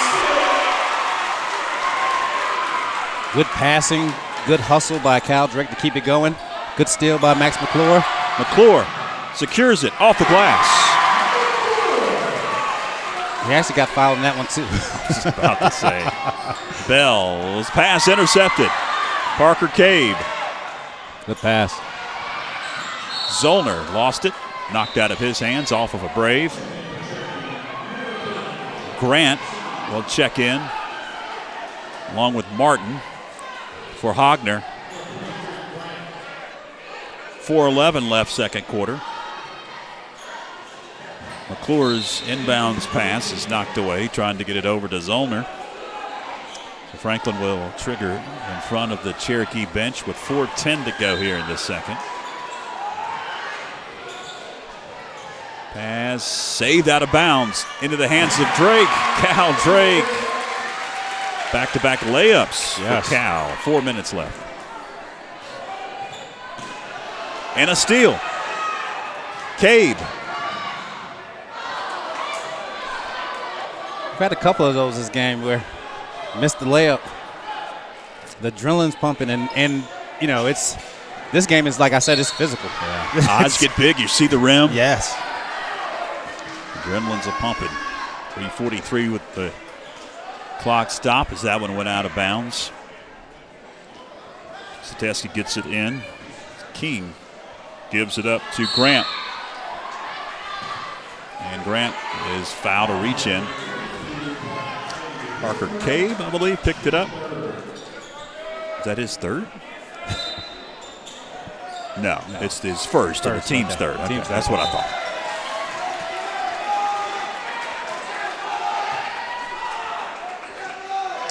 .335 to go.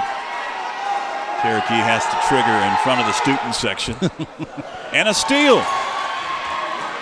Keller Lamb. No, McClure. Able to follow. I'm trying to figure out what they're actually looking at, because that was another foul. Like, that was blatant. He was over the rim. Everyone saw it. Yeah. Wow. It's the old adage, no blood, no foul, right? Oh, yes. Now a whistle. Looks like we're going to get a timeout by Hogner. 30-second timeout for Aaron Hogner and the Braves. 35-9, a commanding lead for Clemens and his boys. 3:19 to go here in the second. Saturday, Panthers hit the road for 5 straight at Hayesville to take on the defending 1A state champion Hayesville Yellow Jackets. That should be a good one. I'm not sure what time that one starts. Do you know? No clue. Should be an afternoon and evening affair. Yes. Probably a 5 o'clock start. Yeah. I would assume. I'm just throwing it out there. I don't know for sure. And then they'll take on these Cherokee Braves next Tuesday. First conference game is on December the 9th. Cleaning up some perspiration just to the left of our camera angle. Bring out a towel now.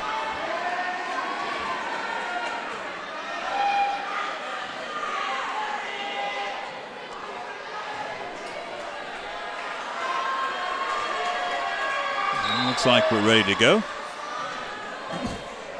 Tisateski brings it up. Ooh, good pass. Davis off the glass. Yeah, and what happened right there on the backside got caught sleeping. When the ball's on the opposite, you're supposed to drop. Drake for 3, no. Off to the races. It's Zoe Smith. Bounce pass over to Luke Smith, knocked away. Max McClure into the front court, 2:49 left. Cal Drake backs in. Lost control of it. Stop and pop off the mark for Jack Tisateski.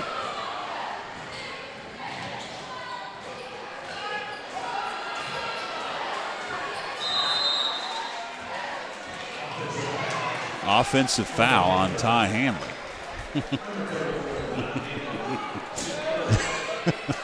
$2:26 left in the second. I think they must have looked up. I think the officials must have looked up there like, hold on, there's only 5 fouls in this game? Davis kicks it into the front court with Tisateski. Now going to find Zoe Smith, and he gets the roll.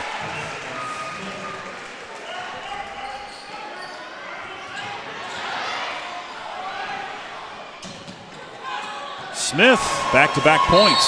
Timeout, Clemens. 2:05 left, 35-15. As Cherokee has cut the lead to 20. 2:05 to go before the break. Right now, leading the Panthers, Max McClure with 10 points. Cal Drake with 7. Braylon Zarn with 6. Those 2 threes he made.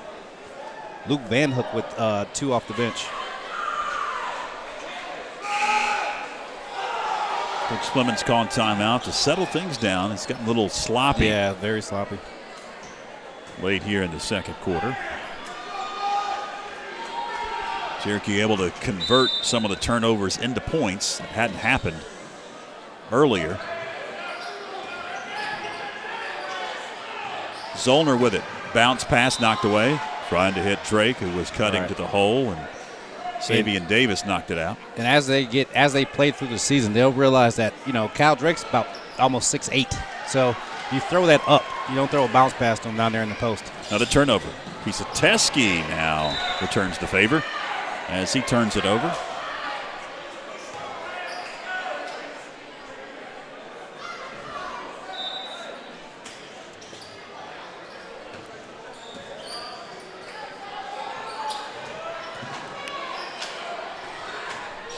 Max McClure attempts.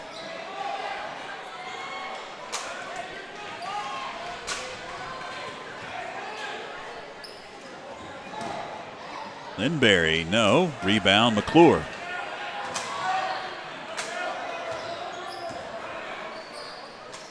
Pass. Keller Lamb. Pass. Drives in, gives it up. Zollner gets triple teamed, lost it. Up court, outlet, Zoe Smith. Stops, pops, baseline, no. At the rebound to Ty Hanley. He almost didn't establish himself in bounds.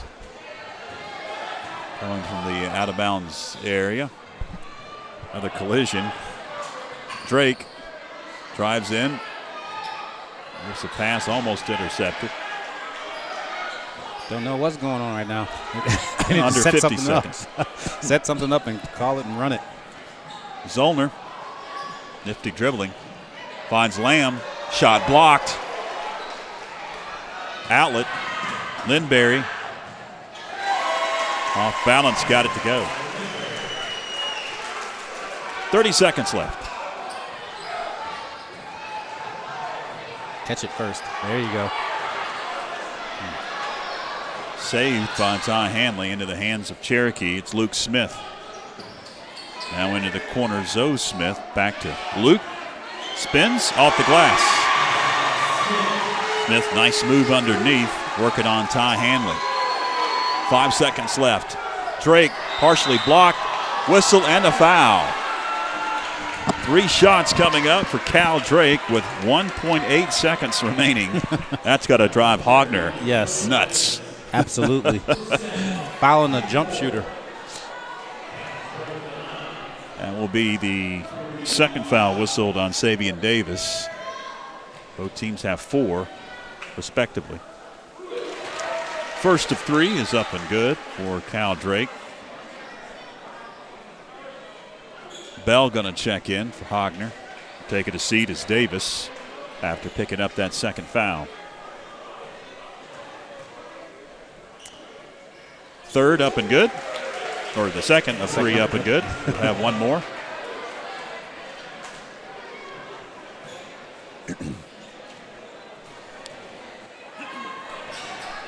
And he hits all 3, does Cal. Kieseteski at the buzzer. Almost went in. Almost good. So we've got 2 quarters in the books. 38-19, exciting first half of play for both teams as Cherokee started to warm up from the field late there in that second quarter. They're going to have a half-court shooting contest here. We'll take a break. We'll come back and we'll analyze that first half, pass along some first half stats, and get you set for the beginning of the third quarter here in just a few moments. Stay with us. The FHS Athlete of the Month is sponsored by the First Citizens Bank and Corbin Dental. The November Athlete of the Month is Noel Rivera, men's soccer.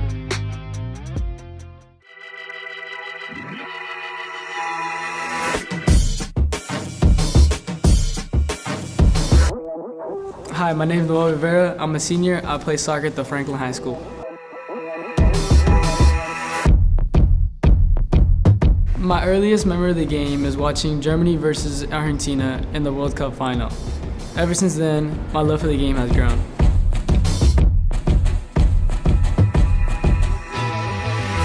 This year, I was a Mountain 7 All-Conference selection. I was also Offensive Player of the Year and regional selection. And for the first time in school history, I was an all-state selection for soccer. After high school, I'm looking to play soccer in college, and I'm looking into Milligan or Mars Hill.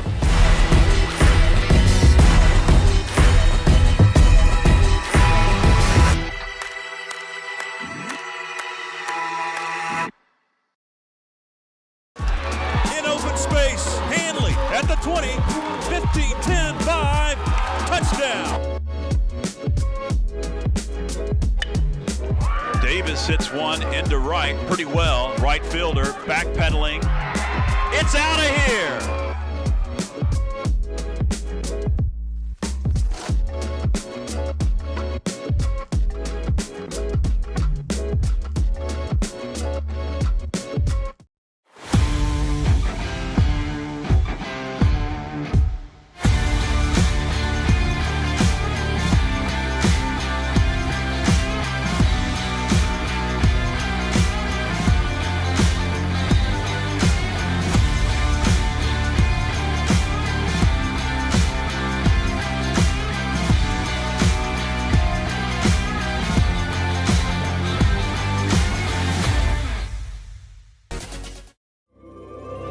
Join Backlot Cinema and the Blue Ridge Bartram Trail Conservancy for Walking with Bartram, a section hike of the Bartram Trail through Georgia and North Carolina.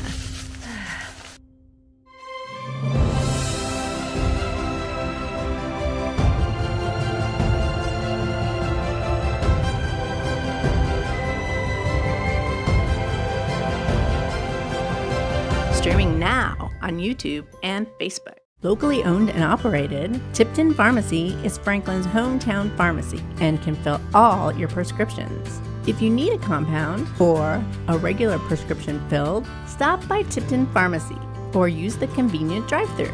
Tipton Pharmacy is located at 175 East Main Street in Franklin. Oh, I know.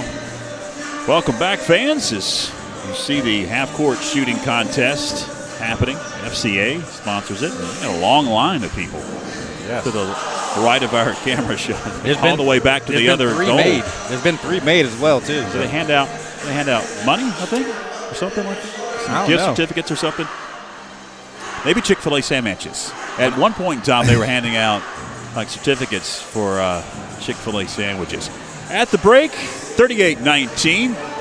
Panthers with a commanding lead, and it was an impressive start for Coach Doug Clemens' bunch. And it seemed like Cherokee had some issues really handling the basketball. A lot of turnovers early on. Seemed to settle in offensively. Started hitting some shots. They had open looks early.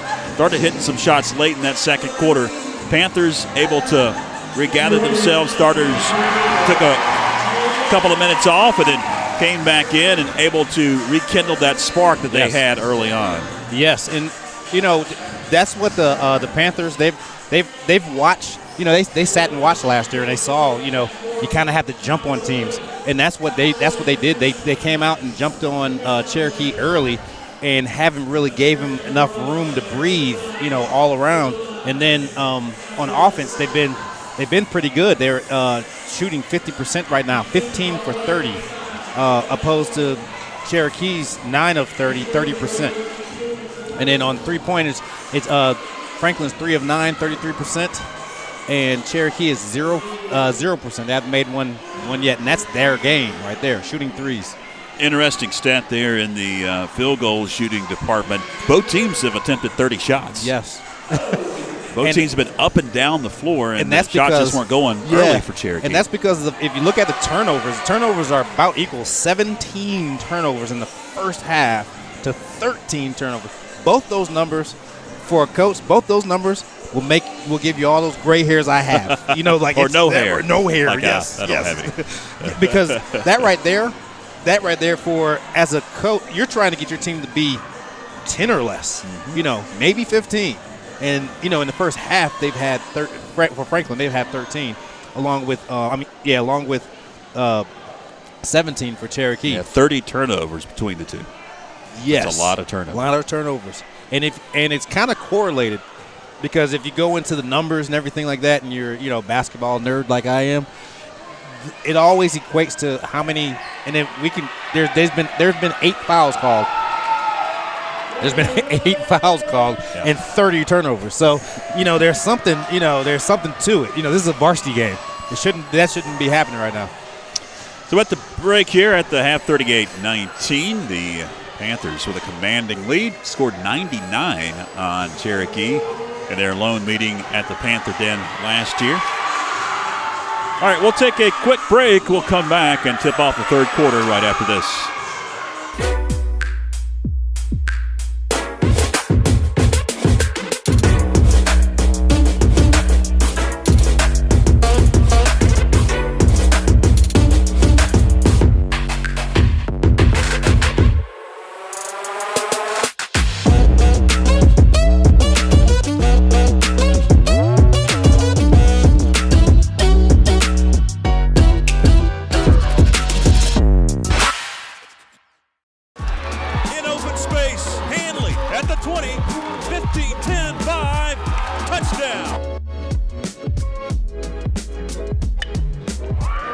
Hits one into right pretty well. Right fielder backpedaling.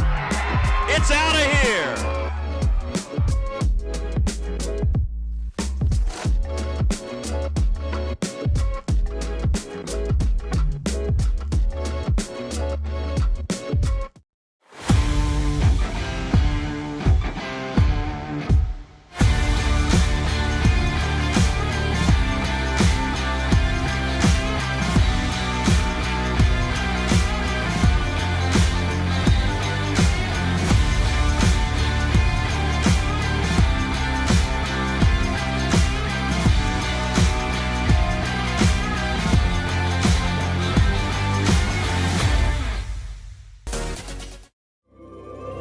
Join Backlot Cinema and the Blue Ridge Bartram Trail Conservancy for Walking with Bartram, a section hike of the Bartram Trail through Georgia and North Carolina.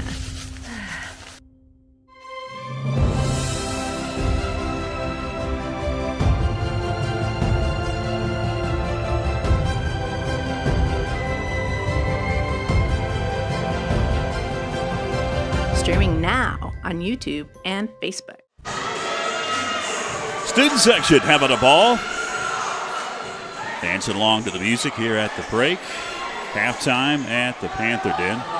38-19 Cherokee. And Franklin doing battle for the first time here in 2022-2023. They'll play again in less than a week. Coming up this coming Tuesday, the 6th of December. At the Charles George Memorial Arena in Cherokee. Keller Lamb with it up top. He'll give it up to Zollner. Now over to Cabe. Bounce pass. It's Cal Drake underneath, and he gets hacked. Was he in the act is the question. Yes, he was. That's going to go on Savion Davis. That'll be his third and the first on Cherokee. Cal Drake at the line. He hits the first. And I'm not going to say it because I hate when I'm watching ESPN and they're at the free throw line and the announcer says stuff. Yeah.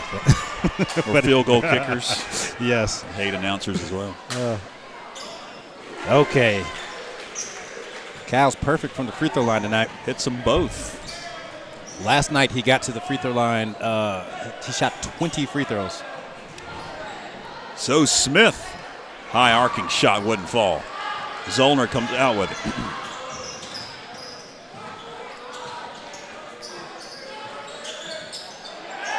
Keller Lamb dishes to Drake in the corner three. Rims out. Cabe saves it into the hands of Zollner. Drake tries to slam it home. A lot of contact. Out of bounds. Off of Drake. Whole lot of contact. Jerked his hands down. Yes. Almost a steal on the inbounds. Bell almost traveled with it. Yes, he did. Right below us, almost the camera angle that you've got. Can't see the sideline. That's pretty much our angle as well. We couldn't see exactly what was happening down there, but the official said that he traveled. 7 minutes left here in the third. It's McClure driving in, giving it up. Lamb with it up top. Max McClure rims out from that corner.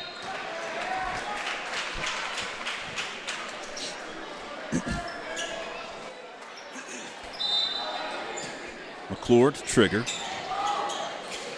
It's the alley-oop. Oh, goodness. Good gracious. They're not going to call nothing. I'm telling you, I saw this happening. Coming. They called that. And slapped in the face did Max McClure.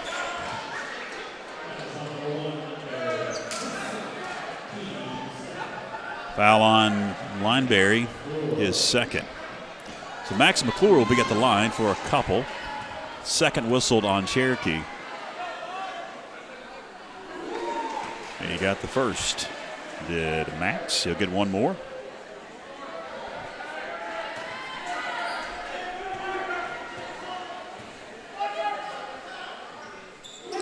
Hits them both.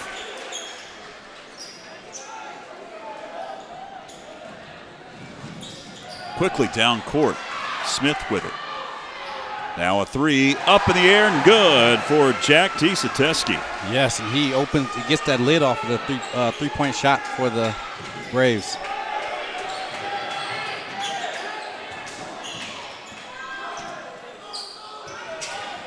Cabe lost control of it. Picked up by Jack Tisateski. A deep three for Tisateski. Long board, saved out of bounds into the hands of a Brave, and then they'll say that Azen Bell was on the line when he came down with it. It'll be a turnover. George Young, Tony Christie, Clinton Taylor, executive producer, along with our fine camera folks tonight. Finley is running our center camera, student here at Franklin. Appreciate her running the show for us, the center cam. Good rebound. Drake missed the shot. Rebound, Keller Lamb, he got fouled. Yes. And he'll be at the line. Will Keller Lamb, the senior forward for Coach Doug Clemens. Foul on Tisateski. Jack Tisateski going to pick up his first foul. And it's the third whistle on the Braves so far in this second half. Keller Lamb hits the first.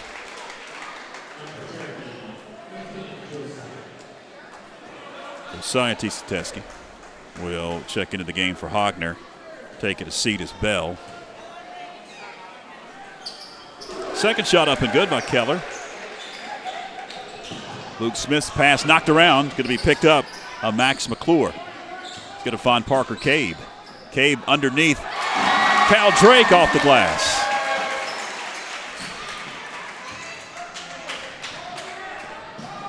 Josiah Tisateski has it. Gives it up to Zoe Smith. Pulls up. Can't get it. Lamb with a rebound. Another rebound by by Lamb. I don't know if that was a pass or a missed shot. It went off the glass. Panthers retain possession. Cabe. Tip, no. Drake with a rebound. Cal Drake off the glass. Yeah, you have to be a man to score down there because they're not going to give you, a foul or nothing. You've got to expect that you're going to get yes. the mess knocked out of you. And you're just going to have to power through it. Yes. Shot no good. Panthers off to the races. McClure. He got Max kicked. McClure He got kicked in is his holding side. his side now. He got kicked in the side. He can barely get up the floor. Are you bleeding yet? No, no. They won't call a foul on this. You're bleeding, Max. I'm just glad. Oh, man. I'm now just we've got a whistle. Who went into the padding? Cal. Was that, that's Cal.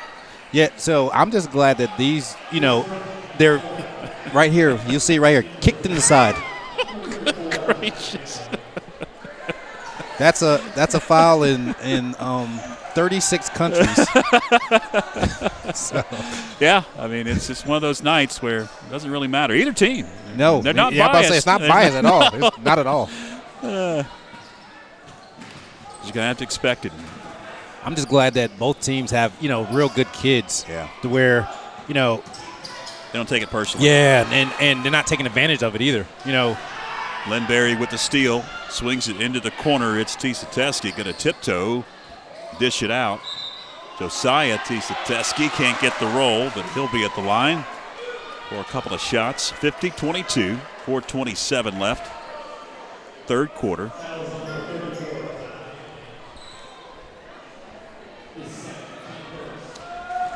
Second whistled on Ty Hanley.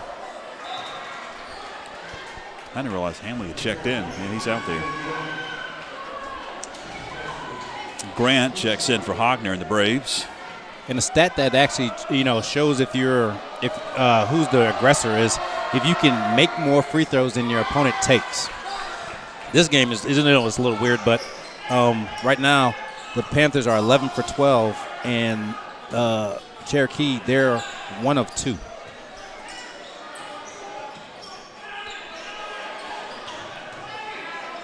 Underneath, Drake gets position. Can't get the bucket. Rebound, Lineberry.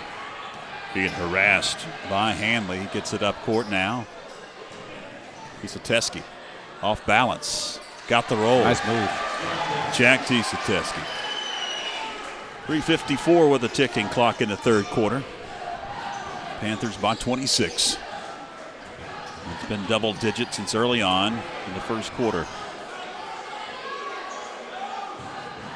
Drake for three. Finally got one from the corner. Yes. Another turnover. Zollner gives it up. Max off the glass.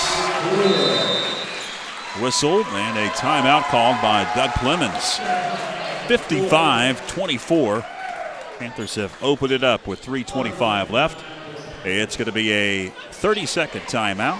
So we will keep it here show you the schedule once again as Panthers will be on the road for the next 5 in a row.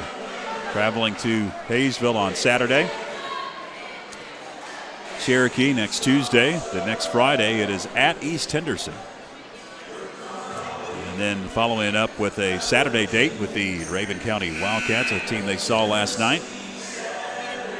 And they'll hop back into conference play on the 13th of December. A lot of basketball, yes. But we won't have it here on the Franklin Panther Sports Network. The student section will have about 2.5 weeks to get all lathered up for their next appearance. It's football night. You may have seen the football helmets in that shot. A lot of them have football helmets and some type of football garb and gear. Lindberry lost control, picked up by Drake. Reed Raby has checked into the game. Into the corner, it's McClure for 3. Got it. Max McClure warming up. You know, he quietly had 12 points last night. Yes. We talked about how he really wasn't getting in gear, and I looked at the stats, and he had 12 points. Yeah, that was more in the second half because he was in foul trouble the first half. So, yeah, was on the bench a lot. Didn't have the opportunity. McClure draws the contact and the whistle. Continuation. Yeah. They can count the basket? They counted the basket. Wow. Strange game. Here's the replay. Nice.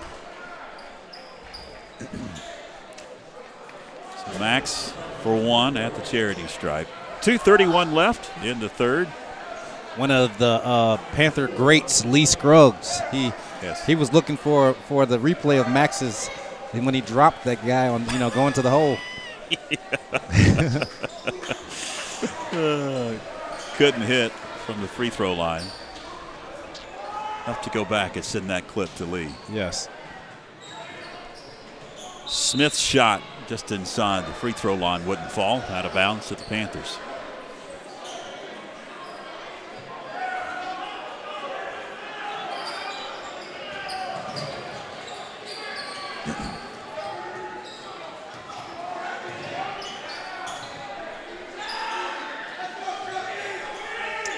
McClure into the corner. It's Cal Drake. Oh, jams it home. There it is. He took your advice, Tony. He did. He told me before the game, he said, if I get that one again, I'm going to dunk it. I was like, okay. Oh, a collision. At a body hitting the deck. Let's see the replay of that one.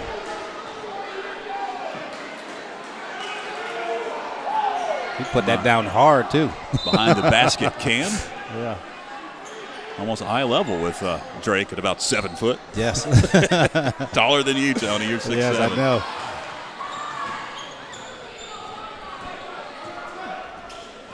McClure on the dribble. What a move. Yes. Bell into the front court. It's Xavier Davis giving it up to Bell, and he's going to attack and hit. Off the glass. 64-26.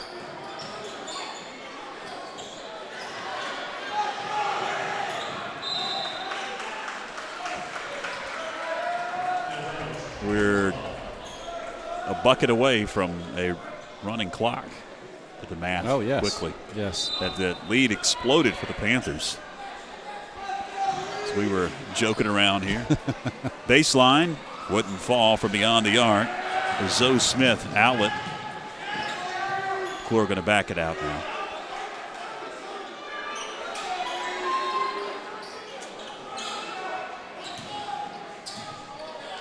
McClure for 3. Out of bounds, long rebound. It's over to the Braves. With 63 seconds left in the third.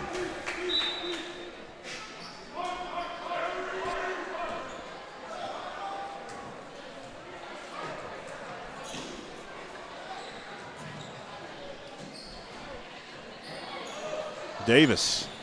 Xavier Davis able to hit. The main thing about this game, from the beginning is the Panthers have been able to handle the pressure, from Cherokee. And that's unlike the girls' game. Early it got to them, and then you start gaining confidence as a team, and that's what Cherokee did. In the girls' game.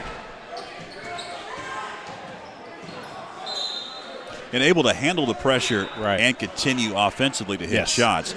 Cherokee was able to handle the pressure a little bit early on, but the shots just were not falling, so the confidence wasn't there. Yes. And they started getting a little frustrated offensively. High pass, Hanley had to go secure it. Gives it up to Max McClure. Under 15 seconds left.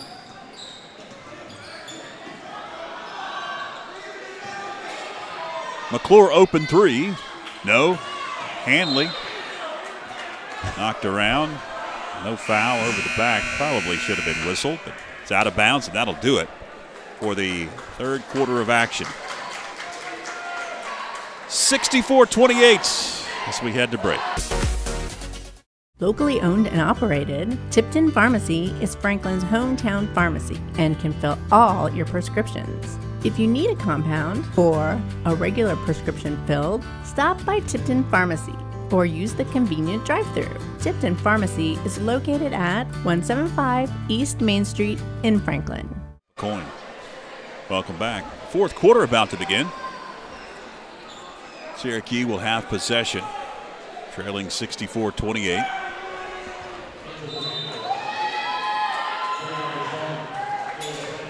And looks like Coach Fleming's going with some of his bench players. In fact, all bench players on the floor. We'll get the names here in a second as the shot goes up and in for Bell.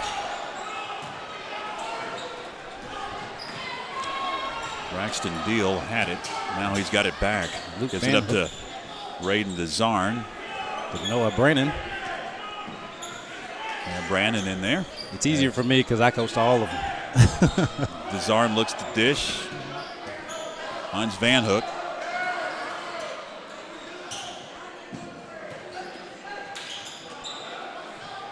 Caleb Chapman. Caleb Chapman with it briefly. He'll get it back. Now dishes into the corner for Noah Brannon. Underneath, knocked away. Into the hands of Chapman. Shot partially blocked. Now we've got a whistle and a tie-up. And the possession arrow is with Cherokee. 6:57 here in this fourth quarter, and it's been all Panthers. Davis. Whistle, count it, and one. Looks like they're just going to continue to run the clock, even though that's not a 40. No, it's 34. They're just going to run the clock here in the fourth quarter, so we'll have some shots coming up, or one shot for Davis. And he hits. DeZarn had it briefly. He'll give it up. Brannon finds a cutting DeZarn, and he got fouled. All right, as the clock ticks, we don't have a lot of time.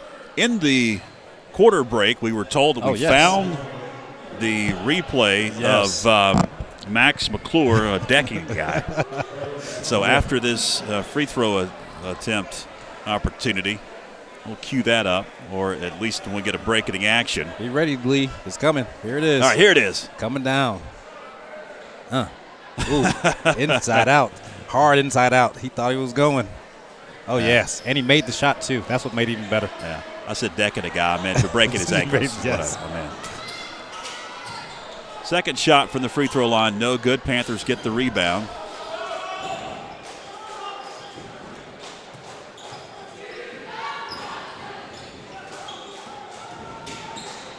Zarn's pass knocked away. Cherokee bring it up court with Savion Davis. 5 minutes left. Clock ticking here in this second half. Three up and good for Savion Davis. Coaches must have met and decided that they would just run the clock. Braxton Deal with the 2. The junior.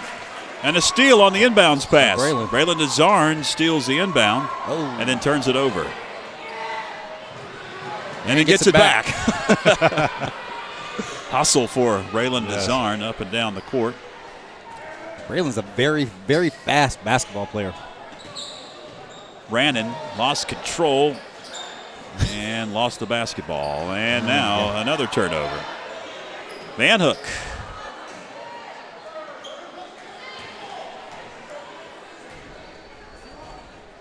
Savion Davis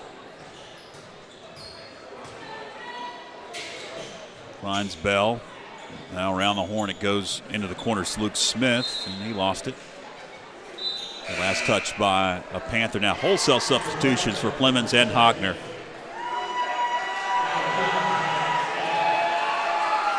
The fan favorites into the game.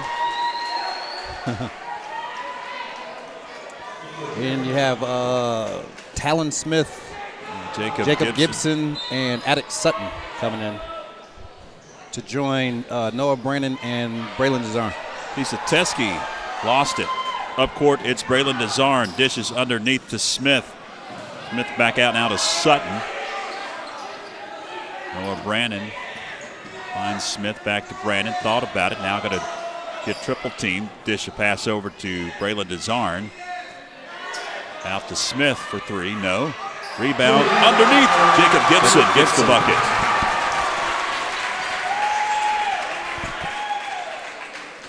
Corner 3 up and good for the Braves. They'll answer. Elijah Lineberry gets the trifecta to go. Under 3 minutes left. Noah Brannon shot from beyond the arc. No. Attic Sutton. Good catch. Finds Gibson. Good move, Jacob.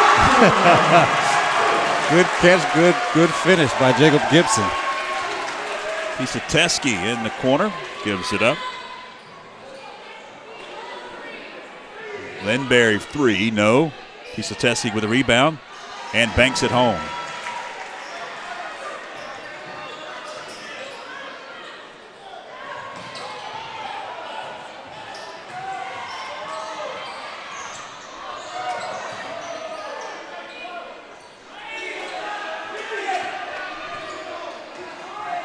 So they're going to set something up, try to run.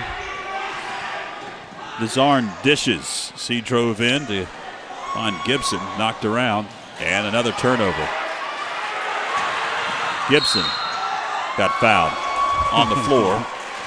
And we're far away from it's a 16th foul on Cherokee. Yes.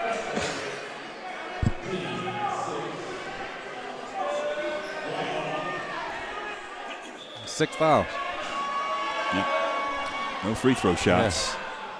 Yes. DeZarn will trigger.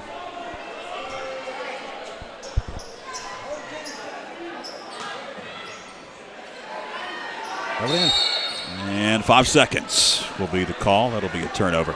I tell you. I know Josh is keeping the stats here on our iPad. Mm-hmm. I don't think you could do this with a pencil and pad. And there's so many turnovers in this ball game.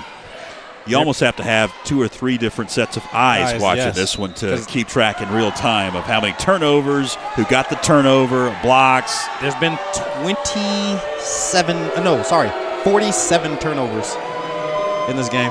Fans didn't like that call. Teske at the line. And it's Josiah Teske who hits the first. One more. And then that probably will take us to the end of the ball game. We're down to 30 seconds on the clock. He hits the second.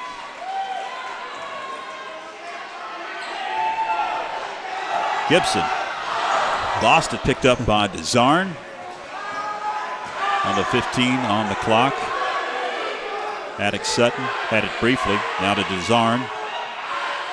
And he gets his pocket pick.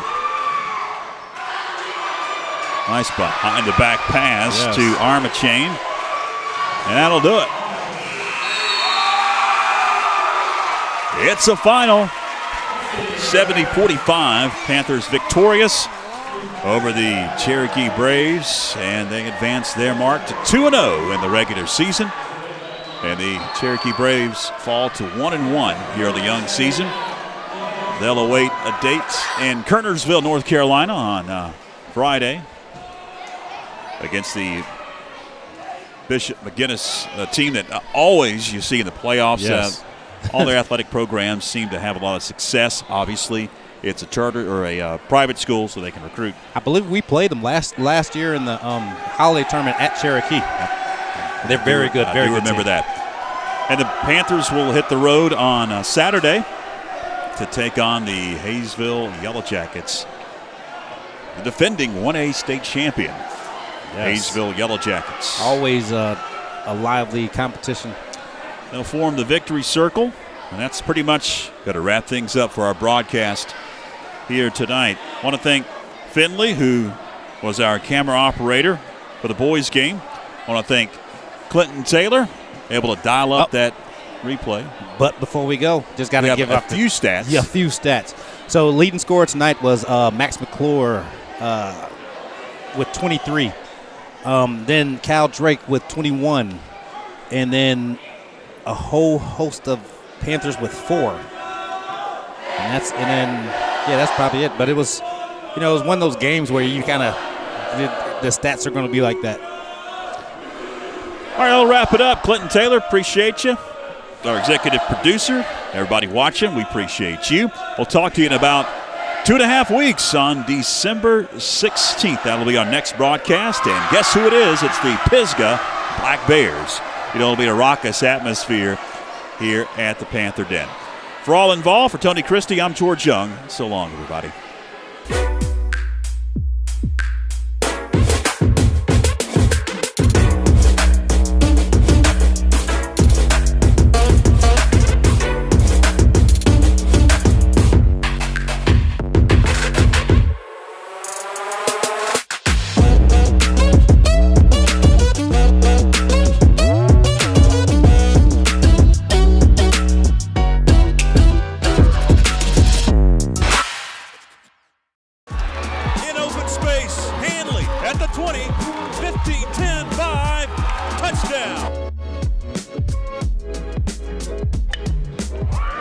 Hits one into right pretty well. Right fielder backpedaling. It's out of here.